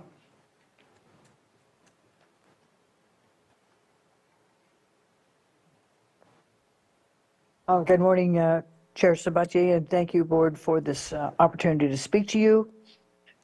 As a member of the public, my name is Betsy Kahn. First, I would like to say that I do not find this particular plan to be anything but mostly reiterative of all the previous plans. I don't find anything strikingly novel or innovative. It's very repetitive of all the things that we've heard in the last previous plans. I'm very concerned that the comments provided by the supervisors, Supervisor Peiska, Supervisor Simon, Supervisor Green, Supervisor Sabatier, they should be in this plan, not, something, because these are crucial elements that apparently aren't in this plan. For example, but not exclusively, the tribal industries and economic contributions. I wouldn't want to see this plan move forward without incorporating all of that input. The Food Security Council, locally grown foods, the concept that we're going to somehow create exportable products. Well, I don't know how many times we've been through proposals for developing products that can be exported and then realizing, oh my God, it costs too much to ship things. And we know what that's about. In terms of the colleges, how many times have we had this conversation about the high schools and the enrollment in high school programs that lead to college education, healthcare, law enforcement, environmental work that has to be done here. We have those arenas of education and opportunities. They're not particularly glamorous, and so they're not part of an economic development plan. And then we have housing and short-term occupation or short-term rentals and facade improvements. Facade improvements, we started those in the year 2000, and we still have this idea that we're going to be able to, put a pretty face on a building, and we have all these old buildings that are not really adequate to the kind of services that you want to bring in, such as the office buildings, the remote site buildings, and so forth. Well, we have to find a way to develop those areas and industries within the county so that we have the workforce housing, we have student housing, we have affordable housing, and we can bring in people, and we have to have health and safety, and especially we need to address the neglect of the environment. We just had a 2-day scientific symposium on the entire Please finish your comment. Sorry, I'll wrap up. We had a scientific symposium that identified many, many ways in which we could be bringing people in, and I didn't hear anything about science as a source of economy here. Thank you. Thank you very much. I will speak on a couple of things. Certain things, yes, have been tried and were part of previous strategic plans. That doesn't mean you have to throw it out and not go with a new strategy. For example, working with the colleges and the high schools, that has evolved. It used to be ROPS, and that didn't work very well. Now they turned it into dual enrollment, where you are treated more like a college student. ROPS was basically a pass-fail. That's how it worked. You did not get an actual grade if you had above a certain grade level, but you didn't receive a degree. You just showed that you passed a class. Now you are able to get degrees. I was actually part of the college where we really enhanced dual enrollment, created the middle college, and that first cohort, we had 3 or 4 students that got an AA degree just coming out of that cohort, and it continues to grow. Certain things take time, and I don't think we should give up on good ideas just because it hasn't necessarily worked in the past. We can evolve and do better in order to continue to do the work that makes sense to continue being focused on. That doesn't mean that this is perfect, but I think that some of the things that you mentioned, for example, I don't think economic development strategy is more about the sectors of the industry rather than, for example, fix your lake and you'll do better. The lake is obviously going to help tourism, but it doesn't build industries necessarily.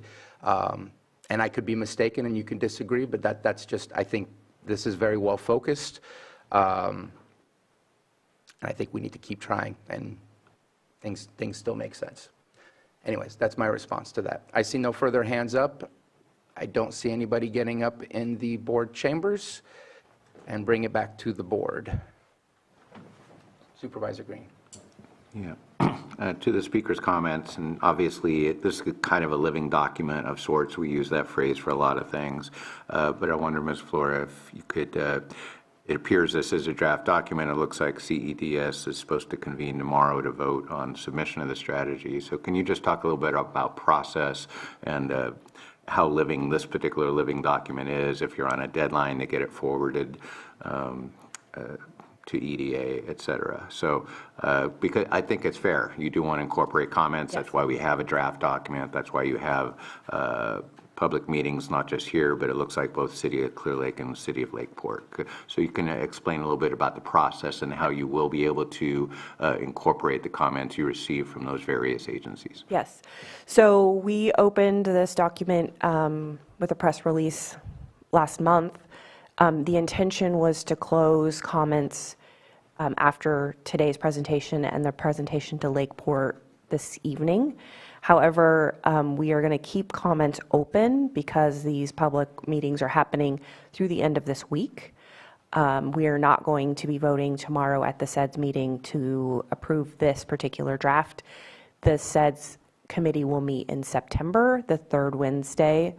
I can't remember the date of that meeting off the top of my head, but during that meeting, the comments will have been incorporated, and that finalized version will be approved by the committee. After that, we do have to submit the approved copy to EDA for approval and make sure that all of the required parts of the process were complete. And then once they approve it, then it's finalized for 5 years. The idea, theoretically, is after the conclusion of the 4th year, you start drafting the next version. What happened this time was there was a lapse. However, that's the intention, is to finalize it and have it for 5 years, and then at the completion of that 5 years, we'll have a new one to replace it. And then final comment, I do appreciate the fact that you did reach out to the tribes in order to get the concepts of what projects they are working on. I do agree with my colleague of looking to diversify the committee and seeing if you can invite tribal leaders from those tribes to be a part of the committee to ensure that we are seeing this from every perspective. They're an important jurisdiction within Lake County and great partners to help us reach our goals economically and for other purposes as well. Just wanted to support that statement and leave you with that. And no further comments. This is just a presentation only, no motion or action needed. Thank you very much for your presentation and the work behind that, and to your team. Thank you. Thank you.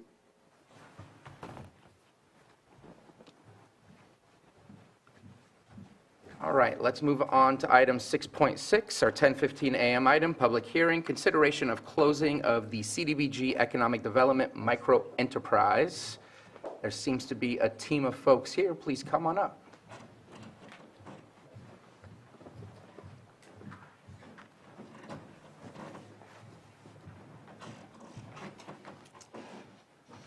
And it seems like Ms. Moreno is taking the lead on this.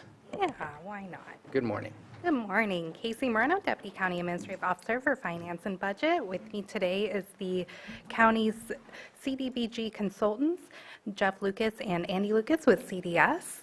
We are in front of your board today requesting approval to close out the CDBG Microenterprise Technical Assistance Grant 20-CDBG-12082. On July 14th of 2020, your board adopted a resolution authorizing the county to apply for the CDBG Microenterprise Technical Assistance Grant in the amount of $250,000. In February of 2021, we received the award letter from HCD for the total award amount of $250,000. With the implementation of the Microenterprise Technical Assistance Program, the county received 105 inquiries, 54 of which completed the state microenterprise self-certification form. 37 applicants were deemed eligible and received assistance with business planning, financial planning, business forecasting, credit, and marketing assistance. Of the eligible applicants, 13 were existing businesses, with 24 being startup businesses. All individuals who were assisted were from the low to moderate income group, with the vast majority as sole proprietors and self-employed. During the 18-month implementation period, over 2,000 hours were spent with individuals on business-related technical assistance. The program assisted in capital infusion to participating businesses in the aggregate amount of over $100,000. If you have any questions, we'd be happy to answer them. Anything else from the Lucas team? Thank you. No, that was a fine summary. Thank you very much. And just on the tails of the SEDS conversation, I think this is one of the tools in the county's toolbox to help with the local talent, so to speak, and training them up and helping them to prepare to access capital and put together a business that's going to be able to maneuver through some of the trials and tribulations that we're going to have coming up as related to the SEDS. So thank you. Thank you very much. Anything further? All right. Any questions or comments from board members? Supervisor Green? Yeah, just didn't see the total amount of what we had. What was the amount of the original grant? $250,000. All right, thank you. So I did have a question, and I appreciate that you provided that there was technical assistance, or the program provided assistance to 13 existing businesses and 24 startup businesses. That's great. I'm very much more interested in how are those businesses doing? How many of those startups are still there? How many of those existing businesses either flatline because there's a struggle and maybe flatlining is actually a positive, or actually had growth? Because it's great if we can touch 37 businesses, but if those 37 businesses either closed their doors or had to lay off employees, then it doesn't help me to understand the overall outcomes of the program. Would you happen to have any of those details, or can those details be provided at a later time? Yeah, the details can be provided at a later time, and the vast majority of these folks were sole proprietors. They either have a business concept or an idea for how to make a great pizza, but they don't have much of business acumen. A lot of folks that we talked to or that we worked with through the qualifications, they are hairdressers, they are nail technicians, they are a lot of sole proprietor type businesses, so they're providing those personal services. So the tracking of those types of businesses is difficult, but we do maintain contact. The individuals, once they are deemed eligible through the eligibility criteria, the income, they are eligible for services for 3 years. So as far as the program goes, if the county wishes to pursue the microenterprise, which is what the county has chosen to do, those folks can come back, and we have relationships with them through the program. So the idea is to either help them continue on in that aspect or pivot. Some of those folks have, gone to nail tech school from hairdressing school, as an example.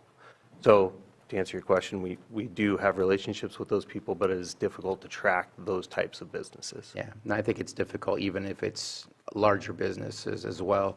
But it's still something I'm always interested in, as to knowing how did this help rather than we offered help. And then are you seeing, especially for the startup businesses, are you seeing more traditional type of work, or are you seeing more gig economy type of work being looked into, kind of like going to where your customers are? Like, I even see food trucks as part of the gig economy, where you're going to your customers rather than having your brick and mortar store expecting customers to come find you. Are you seeing a change in the type of workforce or workplace that's being asked to get some help? Yes. The folks that we worked with traditionally have been, kind of a brick and mortar. So again, the instance of the beautician or the hairdresser.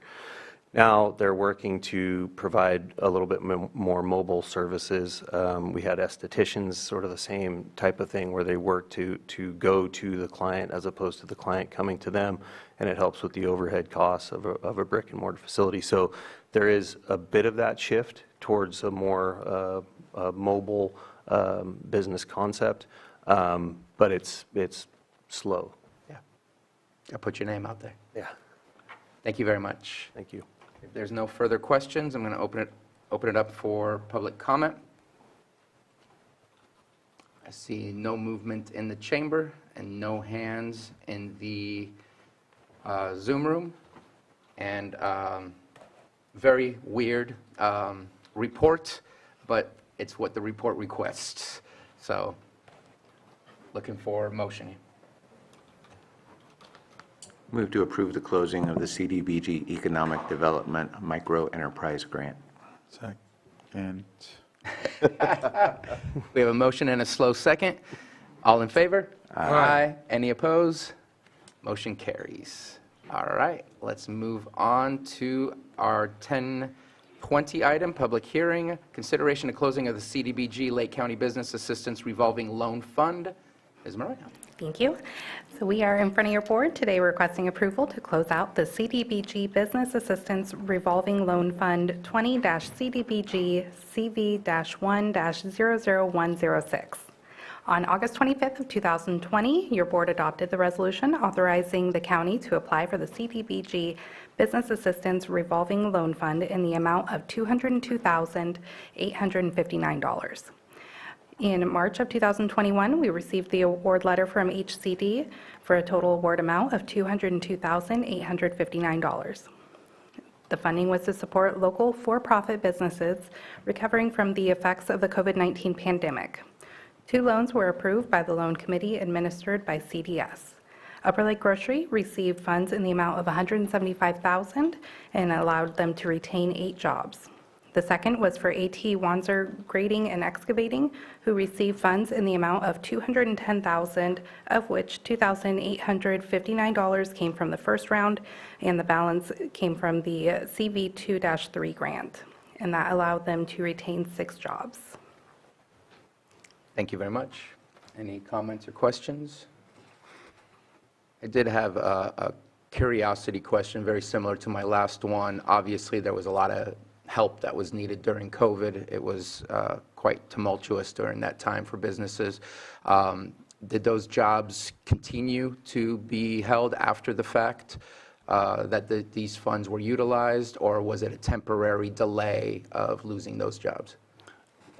Those jobs are still in place, and the wages are above the average wage overall. And so both those businesses, so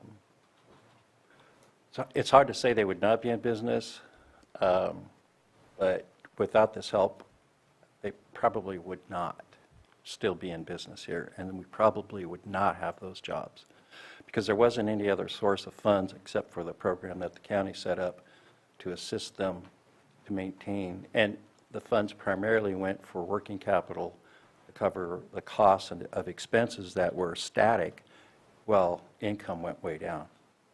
So this program really had a good impact. And in a few months, we'll be back and talk a little bit more about the larger grant, the CV2 and 3 CDBG funds and that particular program. Also wanted to address a couple things back on the other grant that we just closed out. With that, we've already closed that item. I'm going to sneak this in. Make it quick. I'll make it quick. So we work with quite a few businesses that had been in business and help them also stay in business during this period of time. These two grants kind of overlap time-wise. So I think I just want to talk about the importance of that technical assistance in helping people deal with new problems as they arise, as well as capital access. Those two together, the assistance that we can provide through the county's program, I think are impactful and do make a difference. And those two tie together. Thank also, I'll stop now. Vice Chair Crandall? Yeah, I just wanted to highlight that, of course, Highway Grocery, that's a big deal over there in Upper Lake, but just along Highway 20, whether it be this or the others, but I know with regard to the revolving loan and whatnot, there were folks that, would reach out to me about necessary repairs or something, anything, and just wanted to highlight how appreciative it was, regardless of the help that they felt, that you would reach out to them as soon as possible, and they had that dialogue as well. Even on, sorry again, I'm going to throw it in the last one too, it was the same thing. Every time that I gave them the number to you all, it was acted on, so just wanted to highlight that. Yeah. Thank you. Supervisor Green? Yeah, pardon my ignorance of this, but the agenda item is to close out the loan fund, so I guess that kind of perked my ears up because it begs the question of whether the loans have been repaid, and the question is to whom it would go, because if we're here to close out the loan fund, I guess we would not be the payee of any repayments of the loan. So it's kind of a one-way loan thing, the way I'm reading it here. So if we're to close out the loan fund, I'm assuming all the funds have been dispersed, and to the extent any repayment is expected, it would not be to the loan fund itself. Can you clarify how a loan fund works and why we're closing it out absent any evidence of repayment? Are we expecting repayment? Should the loan fund go away, or just how is this puppy set up? So this action today is to close out the grant that originally funded this particular portion of our overall loan fund. And so it's a requirement of the grant. You open it, you have a standard agreement, you implement it, and then when you've exhausted the funds at a certain period of time, we have to close it out. That's part of this process. That's a little bit separate from the loan fund itself. These folks are continuing to repay the debt that they incurred with the county, and that money is coming back into the county's loan fund. There are other grants that have funded that particular revolving loan fund. So those funds are continuing to come in from these two, as well as other, other businesses. And so the fund itself still exists. We're just closing out this grant.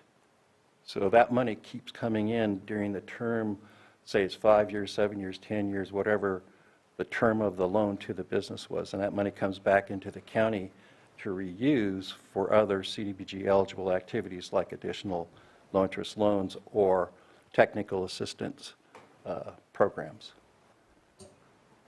So just, it may be semantics, but the agenda item might have been titled, we're closing out the grant, we're not closing out the actual loan fund.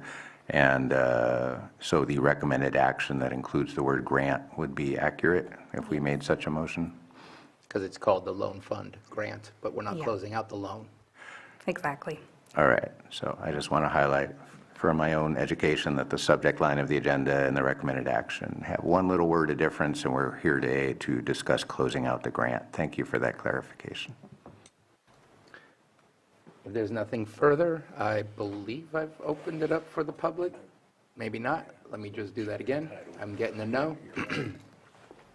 And so anyone wish to speak on this item, please raise your hand or come up to the mic. And seeing none, I'll bring it back to the board for action. And thank you very much for that explanation. that gives me a good idea of the success of the program. And so thank you very much. I'm looking for action. Move to approve the closing of the CDBG Lake County Business Assistance Revolving Loan Fund grant. Second. We have a motion and a second. All in favor? Aye. Any opposed? Motion carries. All right, we're going to take a quick break. We will reconvene at 11:10, and we will continue on our agenda. Mr. Chair, just for clarification, is it? It was a loan grant fund. I thought about the Loan rate, fund 1110, grant. right? Just the title. Yeah. I thought I said 1110, it was 1110. I thought I heard 1010, but it was. No. But it's good to have a backup check, just in case. I could say anything, and that's the problem. Hey, what?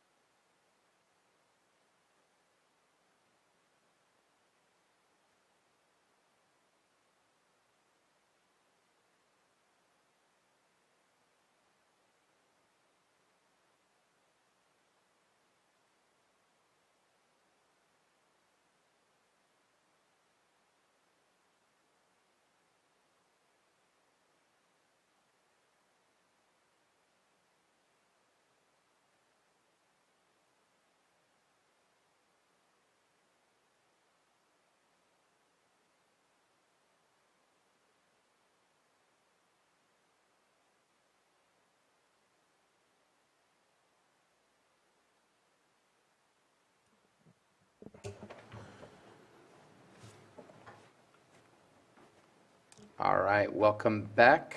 We will continue where we left off. We are now on item 7.3.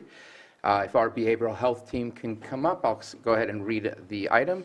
Consideration of resolution authorizing the behavioral health director to sign the standard agreement and contractor certification clause between the County of Lake and the California Department of Healthcare Services for provision of substance use disorder treatment organized delivery system services under the 1115 Medicaid demonstration waiver. Director Jones, good morning. Good morning. Thank you, Mr. Chair, Board. It's a pleasure to be in front of you this morning. I am joined by my colleague, Program Manager of Substance Use Disorder Treatment Services, Ms. Amber Westfall, and we are beyond thrilled to finally bring forward this resolution for the standard agreement of entrance into the DMC, the Drug Medi-Cal Organized Delivery System. We've actually already gone live, which is how it often goes, but we went live July 1st. It was a Herculean effort, mostly commissioned by Amber Westfall. She really put all of the work into it. Of course, we still have a long ways to go. This is the first leg of a multi-year journey.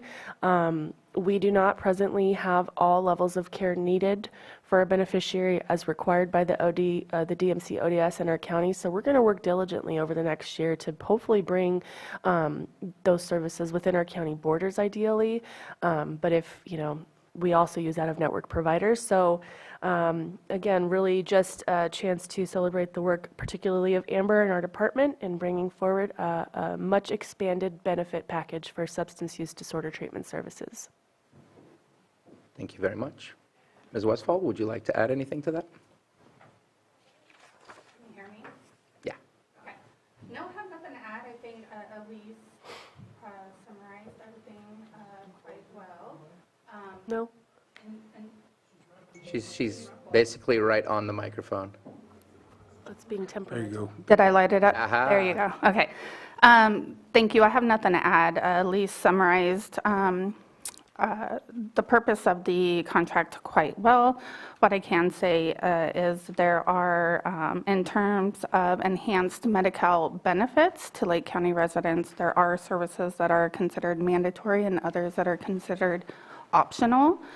And when Director Jones speaks of we are lacking two mandatory benefits, she is referring specifically to youth residential services and withdrawal management services, but we are working diligently to expand those services and expand our network of care. Thank you very much.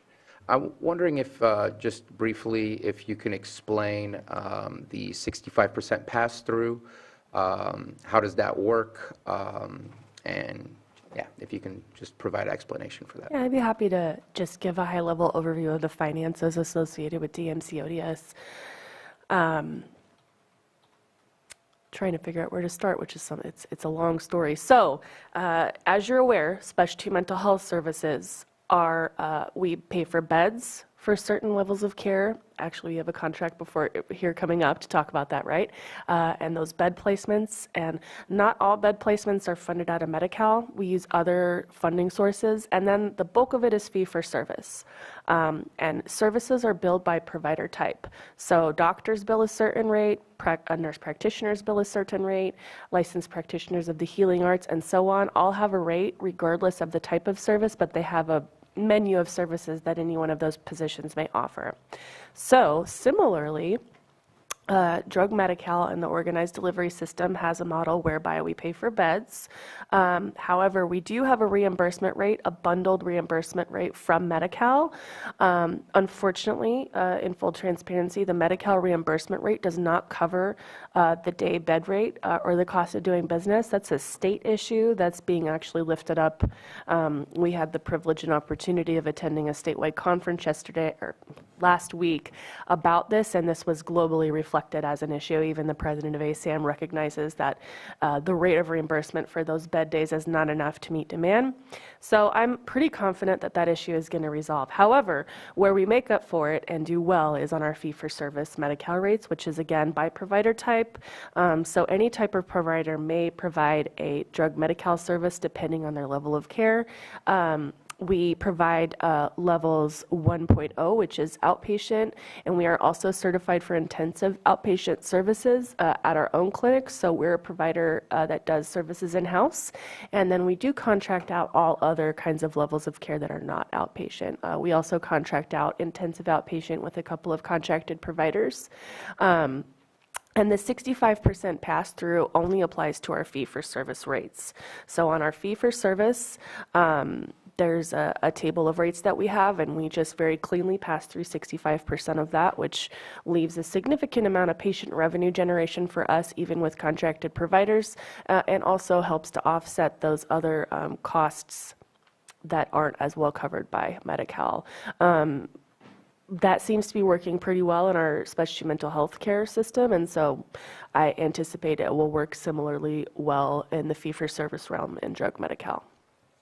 And just for further questions, so for the level of care that is fee-for-service, at this point, they don't have to go through behavioral health in order to access those services.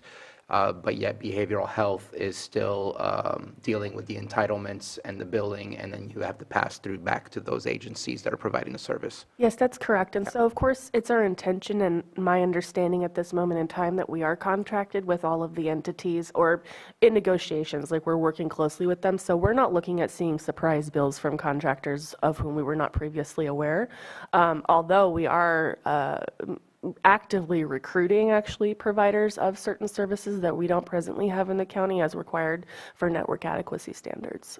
But this overall ODS model expands the ability of patients, clients, whatever the title is, to go directly to those services rather than having to go directly through behavioral health. Would you like to talk about how kind of that works, the open door? So in the DMC ODS model, we do practice a no wrong door approach. So any Lake County Medi-Cal beneficiary can access enhanced SUD services directly with providers. The caveat is that those providers are required to be DMC certified through DHCS and contracted with our department because we are the pass-through. So individuals can go to any provider in our network. They can also call. We have a 24-hour, 7 days a week county member access line. I cannot recite that number for you at this moment, but you. She answers it. I do answer the line. I am on call. And then they could also come to our county department. So there are many points of access through a no wrong door approach, and no longer do any Medi-Cal beneficiaries have to filter through our department, and they can access services directly. Thank you very much. I know that Vice Chair Crandall had invited me to be a part of the conversation a long time ago when we made attempts to move towards this type of model, which we weren't able to do until this year.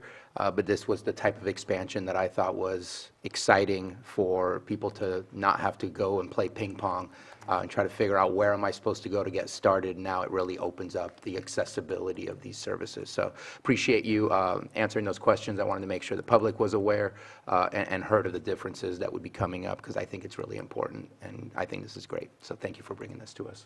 Supervisor Green? Yeah, thank you for the presentation. Just fingers crossed. Is this going to hopefully stabilize some of our in-county providers existing, but also perhaps stimulate interest in additional location of services within the county? Maybe I'm just being too wishful, but it's great to have this. Short answer is yes. Okay, I'll shorten my question and say thank you. That is absolutely the hope and desire, that this will absolutely excite those that have been thinking of providing those types of services, trying to make the system a little easier to maneuver through. If there's nothing further, let's go ahead and open up for public comment. Anyone wish to speak on this item? I see no hands in Zoom and no movement in the chamber. I'll bring it back to the board for action. Or motion. It says motion, so I was just like. Yeah, the resolution may be offered. I offer the resolution. Resolution has been offered. Supervisor Simon? Yes. Supervisor Crandall? Aye. Supervisor Green? Aye. Supervisor Pyska? Yes. And Supervisor Sabatier? Aye. You're off the hook if you want. All right, thank you. We're going to move on to item 7.5 and finish up with our behavioral health items. Consideration of amendment number 2 to the agreement between County of Lake and Crestwood Behavioral Health for adult residential support services and specialty mental health services in the amount of $3,720,000 for fiscal years 22-23, 23-24, and 24-25. Director Jones. Thank you so much, Mr. Chair. Your board may recall that this had been presented in a previous agenda and was not approved appropriately. I believe so because there were concerns about what the amendment was asking, which was an increase above what had been previously negotiated, which is a fact. There are within the agenda packet on Granicus several items. One is an analysis of the actual impact this would have fiscally, the rate increase on our current utilization. So it amounts to about an $80,000 increase estimate. Because some facilities went down in their costs, some went up. Overall, it was a net increase of above, again, that 3.5%. It is very tricky in this space. You know, I'm very mindful of runaway costs.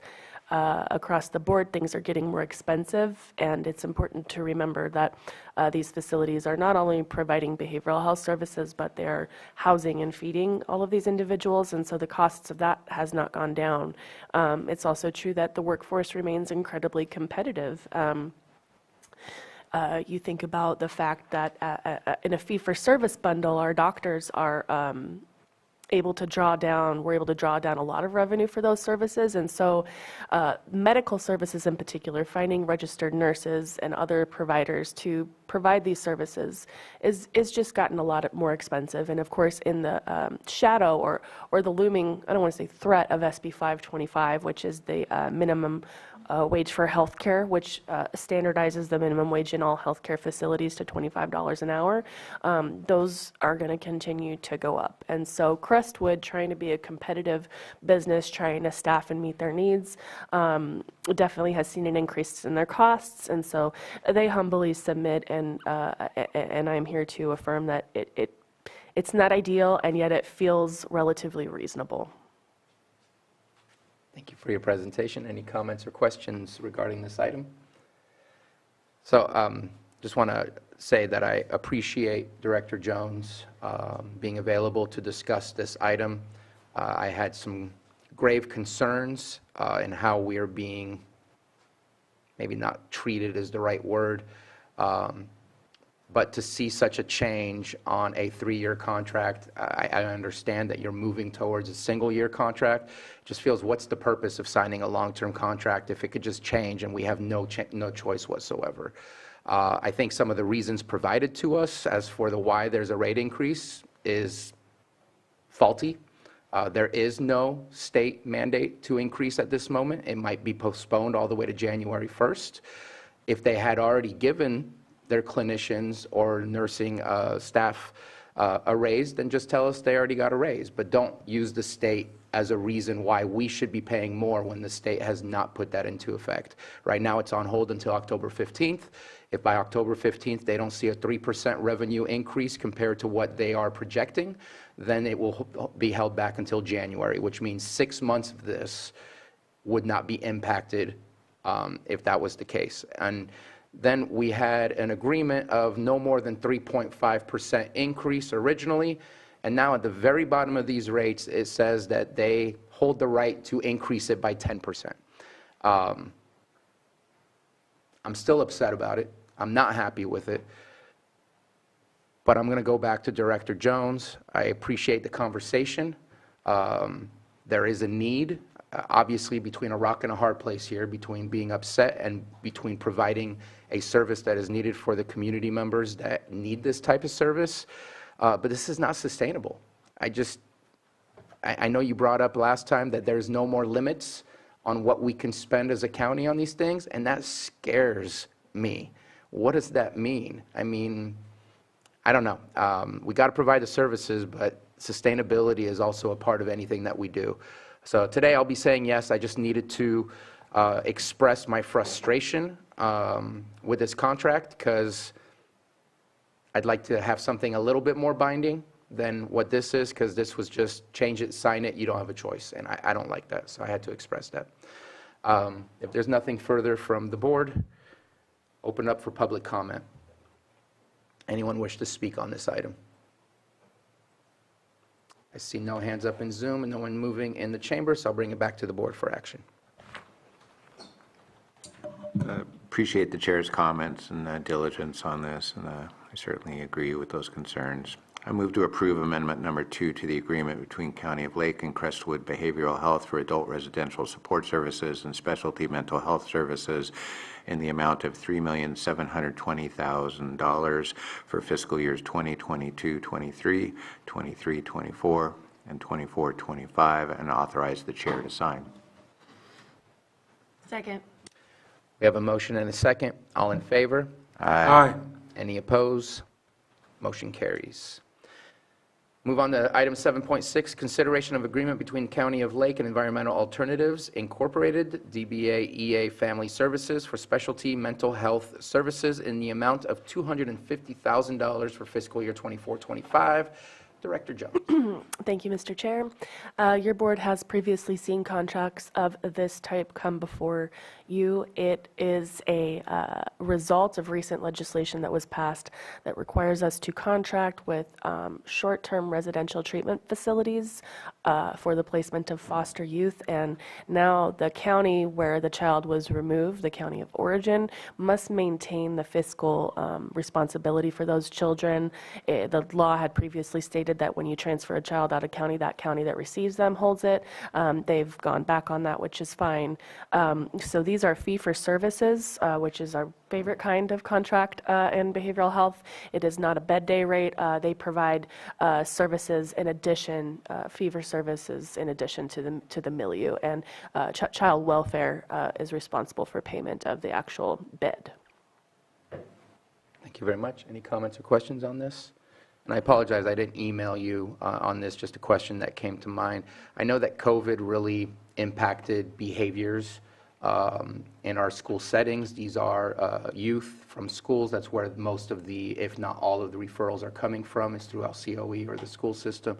Are we seeing an increase or a decrease or stagnant? I believe we're seeing an increase across all levels of care, actually. That would have been my presumption as well, so thank you very much for that. That's unfortunate. Mm-hmm. Supervisor Green? This is only for foster kiddos then? That's correct. And STRTP services? Well, no, I pardon me. It's only for systems involved youth. So it's also true that youth who become a ward of the court, either through the foster care system or through juvenile probation, enter into that group of kids. Because you mentioned CWS would be on the hook, certainly. Or for the- probation, it depends on where the kiddo came So from. whether it's a 600 or a 300, okay, Yeah. thank you. Okay, thank you for your question. Let's open it up for public comment.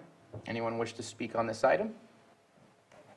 No hands in Zoom, no movement in the chamber. Bringing it back for action. Move to approve the agreement between the County of Lake and Environmental Alternatives, Inc., DBA EA Family Services for specialty mental health services in the amount of $250,000 for fiscal year 2024-25, and authorize the board chair to sign. Second. We have a motion and a second. All in favor? Aye. Any opposed? Motion carries. Thank you very much. We're going to move on to our probation item, 7.4.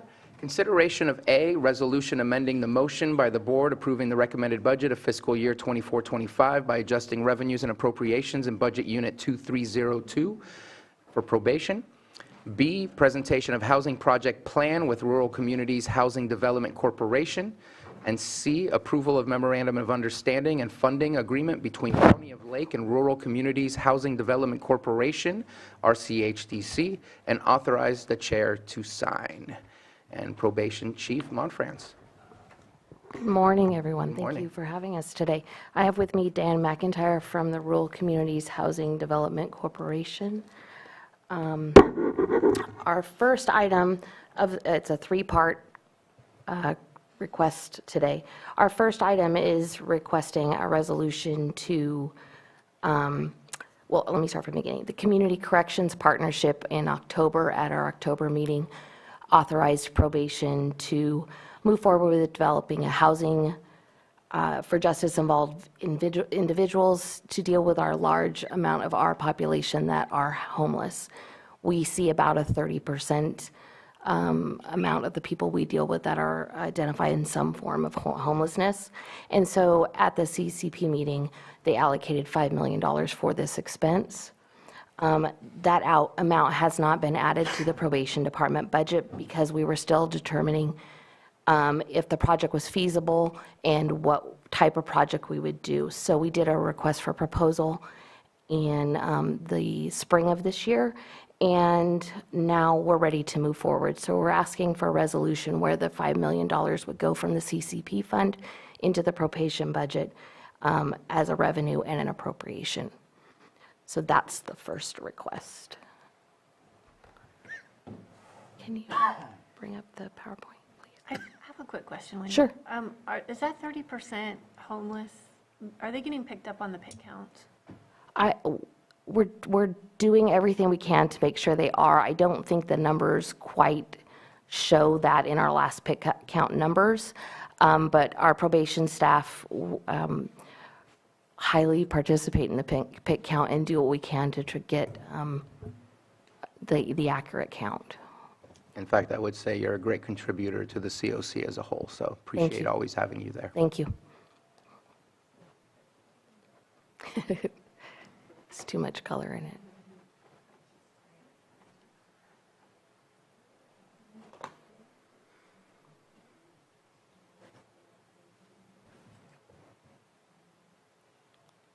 There we go. Okay. Okay, so now we want to talk about the housing project that was chosen from the RFP. Is it going? There we go. Okay, so as I said, more than 30% of the probation individuals we interact with are identified in some way with homelessness. And we did the RFP for the project in January, where three vendors came forward with proposals on justice-involved housing. Our request was that we house at least 20 individuals for a 12 to 18-month period while we got them into our services, community services, and found permanent housing for them. And at that RFP process, our CHDC was chosen. There we go. So my name is Dan McIntyre. I'm the Chief Operations Officer for RCHDC. So I'm going to just tell you briefly about our organization and what we do. We're a nonprofit housing development and property management company. We were founded in 1975 as a spinoff of NCO in Mendocino County. Our mission is to provide affordable and decent housing to individuals with low to moderate income. So we do that from Lake Mendocino all the way up to the Oregon border. We provide and develop special needs housing and probation housing, such as we're proposing here. We've partnered with numerous different county agencies over the years, from Lake Mendo, Del Norte, Humboldt, Tehama, to do this type of housing. We did a lot of No Place Like Home housing. We're currently finishing a housing development in Nice currently right now. We've also done and developed 66 affordable, self-help build houses in Lake County over the years, some in Upper Lake and some in South County. And we continue to develop, and we're working with Wendy on this proposal.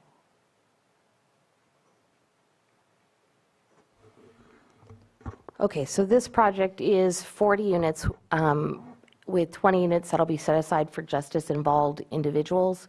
Our $5 million will be added to funds that RCHDC acquires through housing tax credits, and the local, I'm sorry, there's a new fund being developed, which they're also proposing. It's the local rural housing trust fund. Thank you.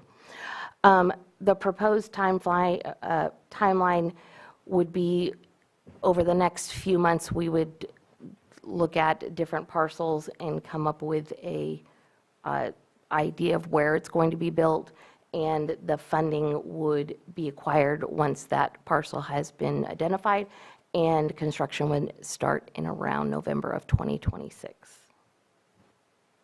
So we would have not only a place for individuals to live, but there'd be case management ability on site, rooms for meetings, collaboration, and we would be on site all the time and have areas to have confidential meetings. There'd be a service coordinator and a property manager on site.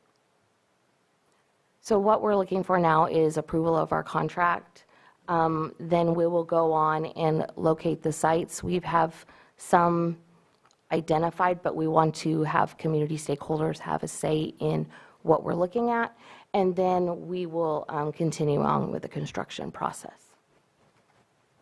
That is our presentation on it. All right, thank you very much. And Vice Chair Crandall. Thank you for your last statement. You said exactly what I was going to ask, and that is for having community input. There's been a couple, and you mentioned the Nice project where there was a lot of dissension and outrage about that. There also was another potential youth project in my district that was just a complete outrage as well. So wherever it's at, make sure if there's a town hall there or the community, have those discussions, or if it comes here, then we talk about those. They have the opportunity to give some input as well. So thank you for that. You're welcome. Any other questions or comments? Supervisor Green? Thank you. I agree. Probably there will be pushback. So just to pre-roll some anticipation, we need this type of housing. You know, when we have justice-involved individuals, especially those with certain offenses that require that heightened level of supervision, if you will, what are we supposed to do? We either put them into the general population or we put them in more structured environments like this. So whether it's a affordable housing project where it's a navigation center, or whether it's a project like this, you know, they're not just springing up these ideas out of thin air. You know, we have an obligation to serve these individuals. There are important public safety aspects for supporting projects like this. So when the rubber meets the road and we are looking at potential locations, please understand, whether it's in my district or another supervisor's district, we need this. So let's just soldier on, and let's see how this site selection process goes. Please come and help accentuate that at the meetings, or even here when this comes. Just say the word.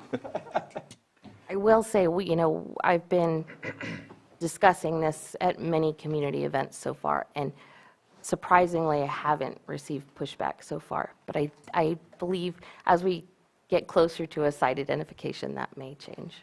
It becomes more real. And I think it's because probation is on site. I think if you mention that gives a lot of, a credibility to it. But also, it usually doesn't hit until it's like out somewhere in the paper or on the agenda here. It's like, no one ever told me. And so, like, that's why it's important to have those. And I can help if it's in my district or with, to get those meetings set up too. Did you just volunteer for your district? I did. I better, because if it gets past me. I just wanted to reiterate what has already been said, but it is needed here in the community. We're having conversations with behavioral health, everything else is going on. So, yeah, I think it'll come, that conversation will get more intensified when we select the spot. So, yeah, at least what I've heard all the way across the board is each one of us are supporting whatever district it ends up in, or the cities, I think, to have that conversation as it needs to happen. So, yeah, here to support you as we move forward with this project. And RCHDC, thank you for the work that's being done in Lake County already. There's the Collier Avenue project, right, being completed here pretty soon, which was on the books for what, contemplated for 20 years, 30 years, something like that? Yeah, we've been working on it for like about 20 years. So, that's very positive, for the folks that are going into those homes. So all positive stuff. So, yeah, in the district, positive stuff. So here to support that, Supervisor Crandall, because we do know the issue you're speaking of. We all went through it, and it's needed. So just want to reiterate incomplete support. Supervisor Green? Just spitballing out loud as long as we're talking about it. we're here for a one-off project. Navigation Center is going to be a one-off project. We haven't really had the opportunity to discuss co-location of facilities. And there may be, because we're doing a general plan update and area plan updates, I know we are not currently focused, and maybe there would be disincentives from co-locating a facility like this to some other type of supportive housing, say through continuum of care and that process. But you know, if we're just going to do one-off site acquisitions one by one and look for those little targets of opportunity, it doesn't, you know, there should be some argument for a more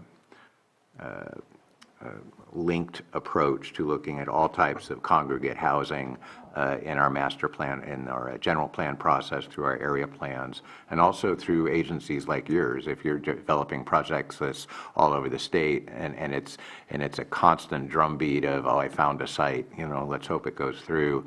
What can we do to be proactive and say we're going to have 20, 30, 40, 50 years of housing needs that if we took that longer view, could we co-locate some of these facilities and be more efficient, both with our land resources, but also with the blowback we're going to get from various people? It may be a more supportive thing if we had more of a campus type approach to some of these projects instead of looking for little corners of opportunity. And I'm just speaking out loud there. I don't want to burden this item with that long-range planning, but it seems like there's something we can and should do on that effort.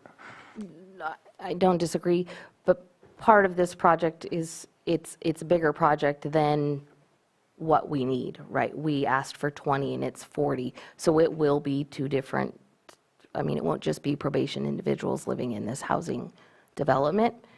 So I think that does take in consideration at least part of that. Also, we want to locate sites that are close to the services that probation, behavioral health, social services already provides, so that they can be close to resources. And so some of the ones that we've identified are very close to locations that we already use. So I think that will also help with some of that. And I believe, so there's 20 for probation individuals that have insecure housing needs, and the rest is 30% of median income or something like that, I believe was the criteria. Am I correct on that? Well, thank you for the question, Chair. There's going to be a variety of income limits there.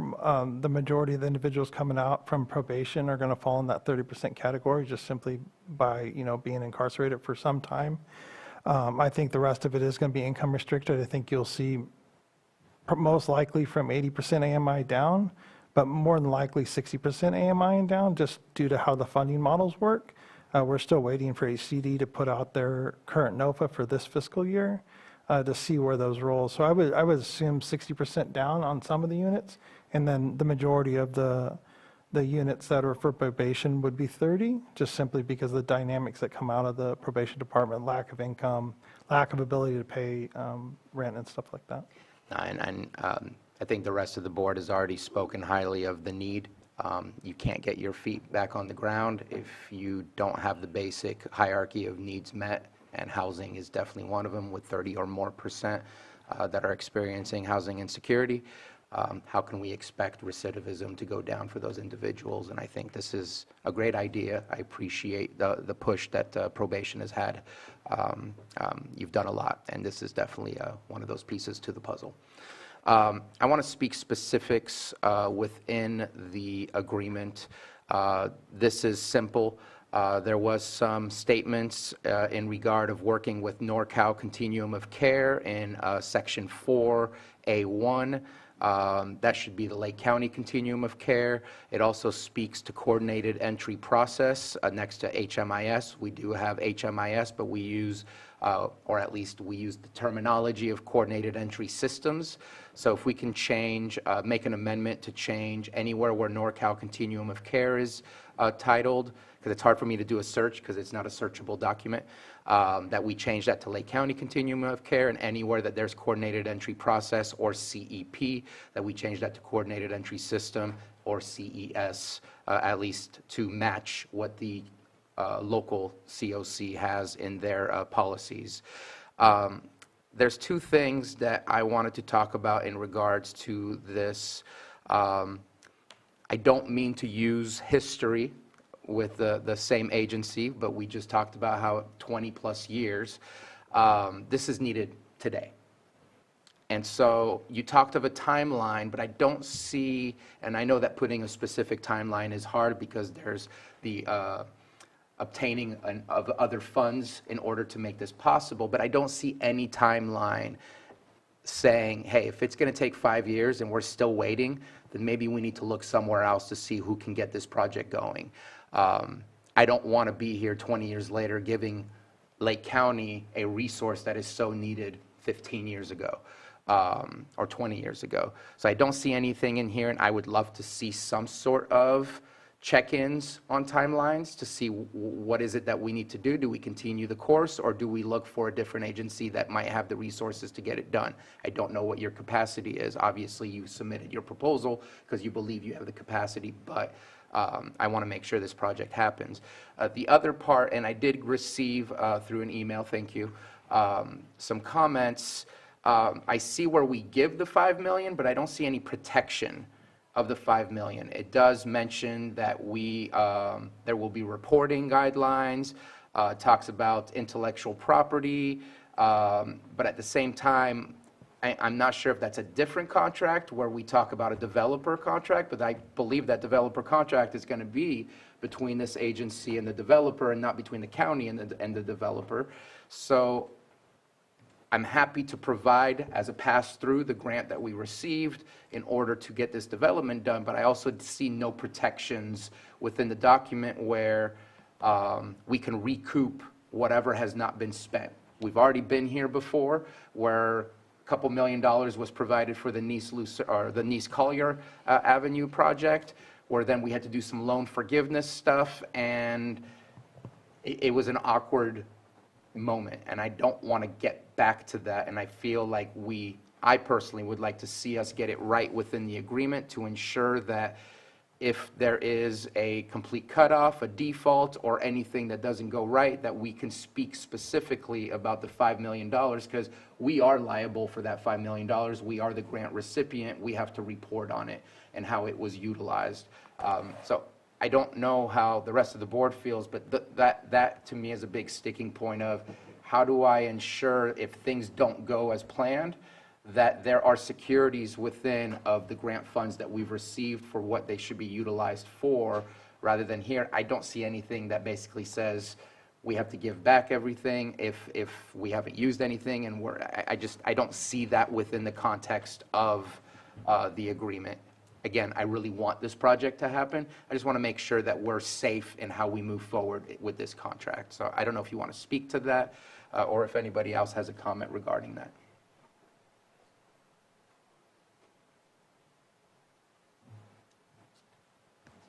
Yeah, so I want to touch on the 20-year deal real quickly. Unfortunately, the first phase of Collier was hit with the 2008 housing collapse and the collapse of the fiscal markets, which almost took us out as an organization completely. So we do respect the issues surrounding that and the timeline of getting that project completed. So I respect that in this contract. In this contract, I know we agreed to a pretty, and I think legal counsel can speak to this for the county, we agreed to a pretty open termination clause in the contract. And I can't speak directly to whether or not it was worded to where we would return the funds and any other work product that was paid for with those funds, such as NEPA studies or CEQA studies, whatever would be needed for those types of projects to solve those issues, Chair Sabate, that we had previously with Collier. So I can't speak to that. I did not do the legal review myself. Our legal counsel worked with county legal counsel, but we'd be willing to change that wording to satisfy the board's concerns.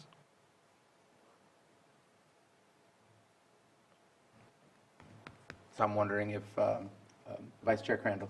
So you want to go through what you're doing first, and then I'll make. I'm done. I'm looking for feedback either from Assistant CAO Carter or County Council, or just get a understanding of where the board thinks.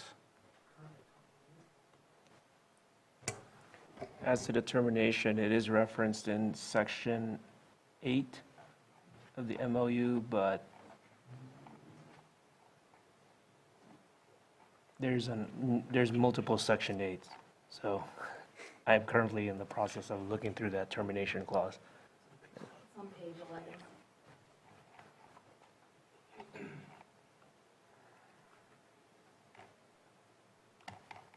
So I'll just ask, I don't see it highlighted anywhere, but is this strictly going to be sought out for unincorporated areas, or is incorporated areas also considered in this process? We're considering every area that could qualify for the funding sources that are available.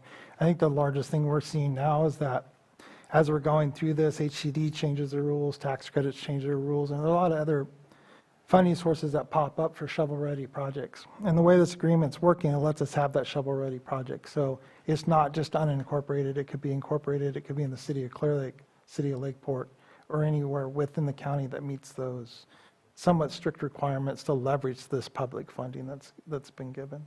Thanks. And obviously, if that was the case, you'd be working with those planning departments or community development departments in order to process the project. Yeah, and I did last week meet with, I'm not sure of his title, yeah, Alan Flora at City of Clear Lake, and he identified several lots in the City of Clear Lake that may be available for this project.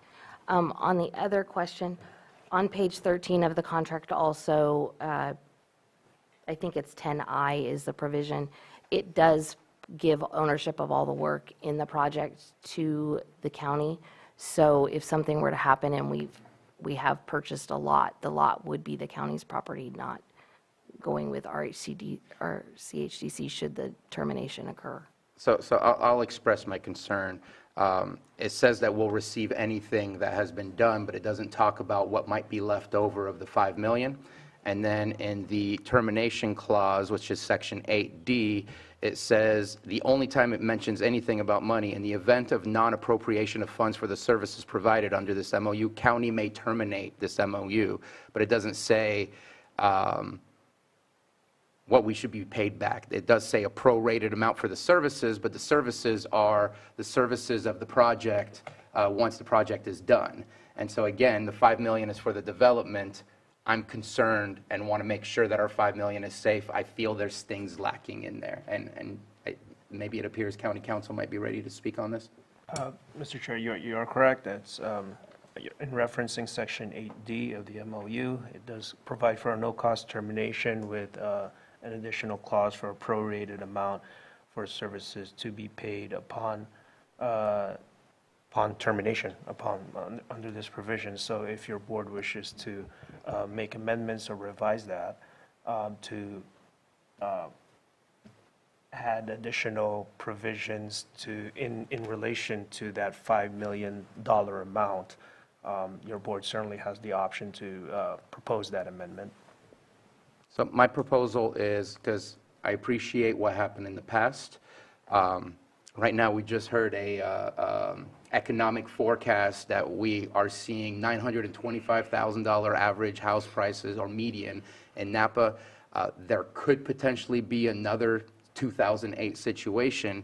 I don't want to be stuck trying to rebuild for 20 years, and so maybe putting a timeline of, let's say, maybe 5 years maximum.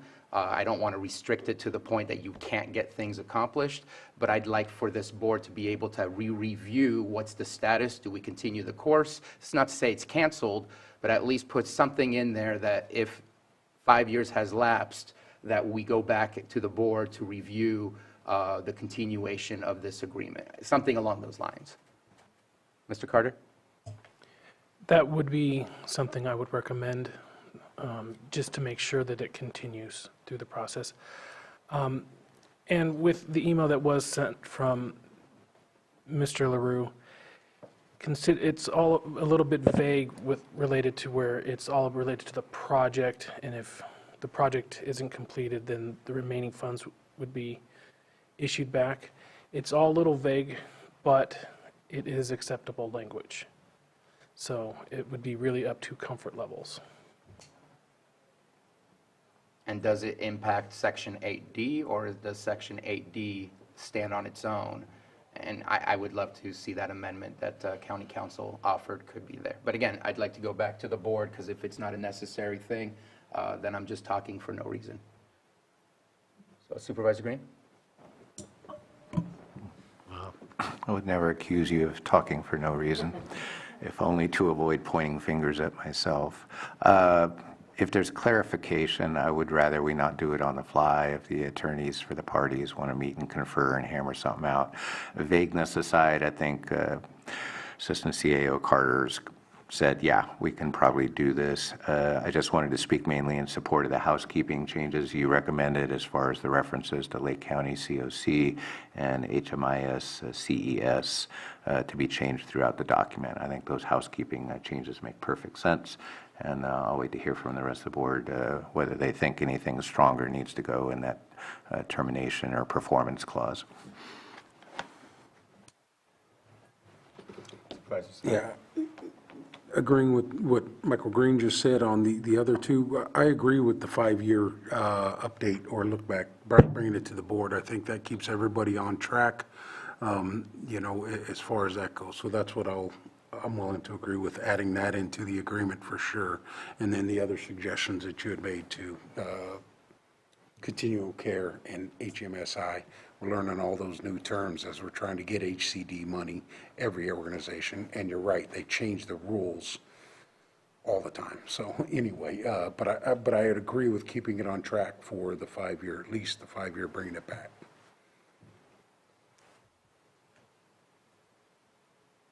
I'm getting a nod. That's fine. Okay. So the 5 years, and with what Mr. Carter mentioned, we're comfortable with the way it's worded for the safety of the $5 million at this moment in time, is what I'm hearing as well? Yes. Okay. Where would you add the 5 years? I don't know. What section would the 5 years be added to? I guess section, Well, we should just bring it back. Yeah, I was actually going to recommend that the resolution and all of those items, adjusting the budget, be approved today, but let Probation Department, RCHGC, County Council, and my office just do a quick offline conversation and bring it back, the MOU, next week with those changes. All right, looks like there's consensus for that. And let me make sure and open it up for public comment if there's no further conversation at the board. And anyone wish to speak on this item? I see no hands in the Zoom room and no one getting up in the chamber, so bringing it back for the resolution. For the resolution. Resolution has been offered. Supervisor Simon? Yes. Supervisor Crandall? Aye. Supervisor Green? Aye. Supervisor Pyska? Yes. Supervisor Sabatier? Aye. All right, and we will take up item C at a later time when this comes back, and appreciate the conversation. And again, thank you for bringing this project to light. Thank you. And that concludes everything except for our weekly calendars.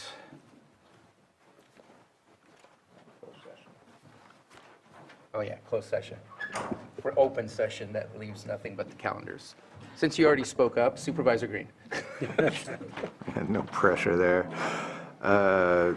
Speaking of housing for people in need, looks like the shelter Zoom tomorrow for our Hamilton shelter in North Lakeport. Also tomorrow afternoon, let me see, I believe it's from 5 to 8 p.m. at Clear Lake State Park. They are having a drop-in workshop at the Visitor Center, so if you haven't been to Clear Lake State Park recently, they are doing a general plan update of their own, similar to our general plan and area plan updates. So if you love Clear Lake State Park, or you just want an excuse to drive in and actually get to the Visitor Center without paying a fee, tomorrow would be a great time to do that from 5 to 8, see what they're up to out there.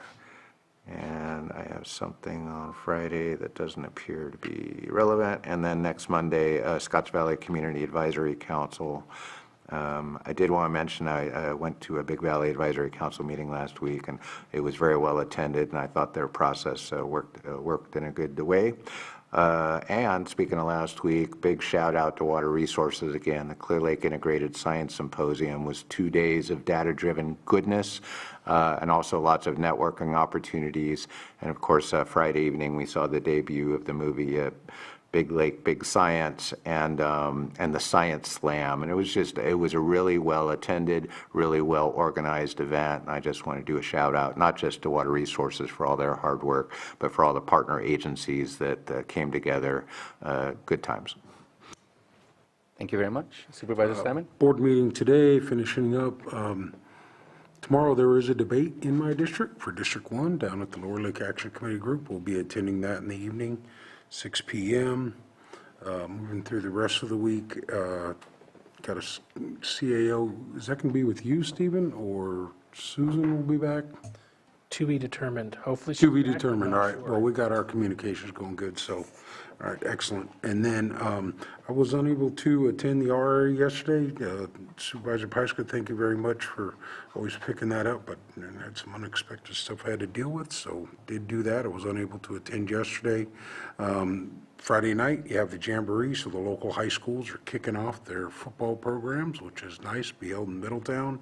And then this weekend, too, the Pop Warner, second week for the little guys running around doing their things and the cheerleaders. So I was excited to see that. And then just the last weekend, too, was the soccer big kickoff, man. What an event. It was really neat. Looked more like a farmer's market and celebration, which was pretty neat down there in the Middletown area. So I'll be back on Tuesday, the 27th for our meeting here. And yeah, that's it. Thank you very much. Supervisor Pyska? Yeah, last week I had the quarterly meeting, which isn't quite quarterly anymore, with PG&E, with RCRC and CSAC. I'm hoping that they will come here soon and talk, do a presentation on utility bills. We had a long conversation about that, so they say they will. We have a lot of conversations, though, to have locally. And then the RA meeting yesterday was a good one.